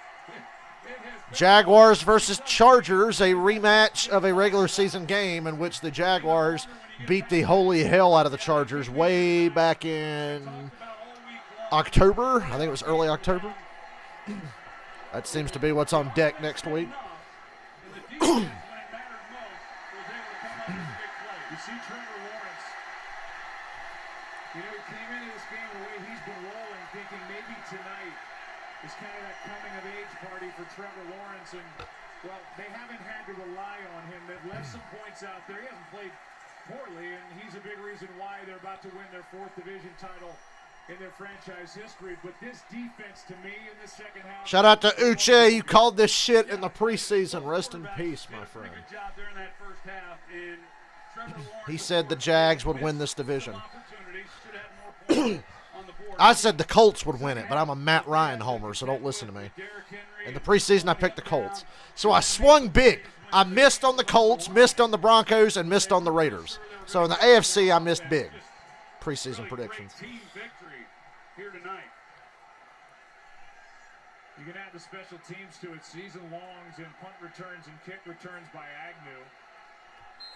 All 4 punts by Logan Cook were inside the 20, and the defense 4 sacks, 3 takeaways, leading to 10 points off the turnovers. And they allowed just 3 second-half points. Lawrence takes a knee. One more kneel down and it's over. The Titans look like they're going to let it go. Titans have no choice. This timeout ain't going to do anything. So. A team that had won 4 games total over the last 2 years. They'd won 4 games in 2 years. This year they won 9. Shad Khan in his 11th year as owner here with the Jaguars, beloved, willing to spend, dying to win. In 9 of the previous 10 years, Doug Peterson at least brought some stability for the time being. Jacksonville Jaguars, AFC South champions with a winning record, no less. So they deserve to be in the playoffs. And it looks like they'll play the Chargers. Pretty much no matter what happens tomorrow, they're going to play the Chargers next week. Going to be a fun one, I think. Trevor Lawrence, Justin Herbert. And take on this Jaguars team, which will have a home game in the wild card round as a number 4 seed. Well, it's a young team that believes, and we heard Lisa Salters when she talked about when Doug Peterson told the team that I've got this crystal ball, it's going to come down to week 18 with a chance to get into the postseason. Every coach is looking for something to try to keep their team motivated. Whether Doug Peterson... Titans will see you in September. What is important is the players believed it, and they have gotten it done here tonight. Congratulations to them. Let's go down to Lisa Salters with Trevor Lawrence.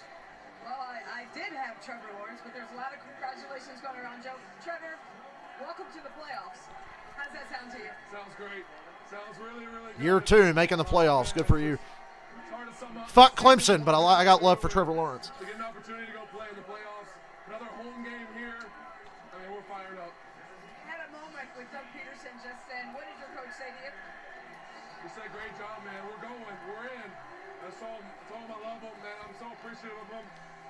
Really, our whole staff, all of our players, got a lot of love for this team, and it's been a fun ride, and we're gonna keep going next week. Your defense really came up big for you. What was your reaction from the bench when you saw them get that forced fumble on the scoop and score? I mean, it's huge. You know, The Jaguars are now more successful than AEW without CM Punk. Spurts where we were rolling, but we just couldn't keep it going. And this is one of those games where our defense had to win it for us. And frustrated because we left a lot out there, but in these games, just win. And our defense picked us up today. And, Why are they playing Sweet Home Alabama? 3-7. What turned around for you guys? You've now won 6 in a row. Just kept believing. Yeah, we just kept believing. Nobody ever lost faith. Everyone. Only the 5th team since the merger to go from the worst record in the NFL to winning their division the following year. We just got tighter. And then, after the bye week, we corrected some things, and we started rolling. And 5 teams in over 50 years. So they're in rare air there. See that rum. How have you grown since then that you think should be able to help you as you prepare for your first taste of the postseason? I think personally I've grown a lot this year. Just on the field, obviously, learned a lot, seen a lot more ball. I think just as an offense, I think we've taken huge steps over the year, and just, whether it's passing game, rushing game, whatever it is, just our communication, our chemistry is really, really good right now, and we got to keep it rolling. We got to make a lot of corrections, though. We didn't play anywhere close to our best ball tonight, and we got to help our defense out. But we're excited to get a shot. Trevor, it's been an emotional week for everyone, for every team in the NFL, dealing with what happened to DeMar Hamlin. How are you guys able to navigate through all that and come out here and get this result? I mean, just, things. I don't know why I'm not wrapped up. I'm just sitting here watching this beautiful man with his hair talk. To see, but just the way our guys kind of rally around each other. Now I know how you guys feel. Kidding. Season wasn't going great. Same thing when a tragedy happens like that. It really puts things into perspective, and we're just really thankful for what we get to do every day. And this game is a dangerous sport, and it's terrible to see things like that, but we're blessed to play this game, and the people that it brings together, we're just really thankful for one another, and I think that put that into perspective for us and how grateful we are for it. Thank you, Trevor. Congratulations to you. Good luck the rest of the way. Jaguars with a home playoff game. You'll love to see it. Young man, 23 years old in his second year. Jaguars went 1-15 in 2020. Got the #1 pick selected. Him 3-14 last year, and they went to the steady hand of Doug Peterson. Well, that's all. And I'll see you tomorrow.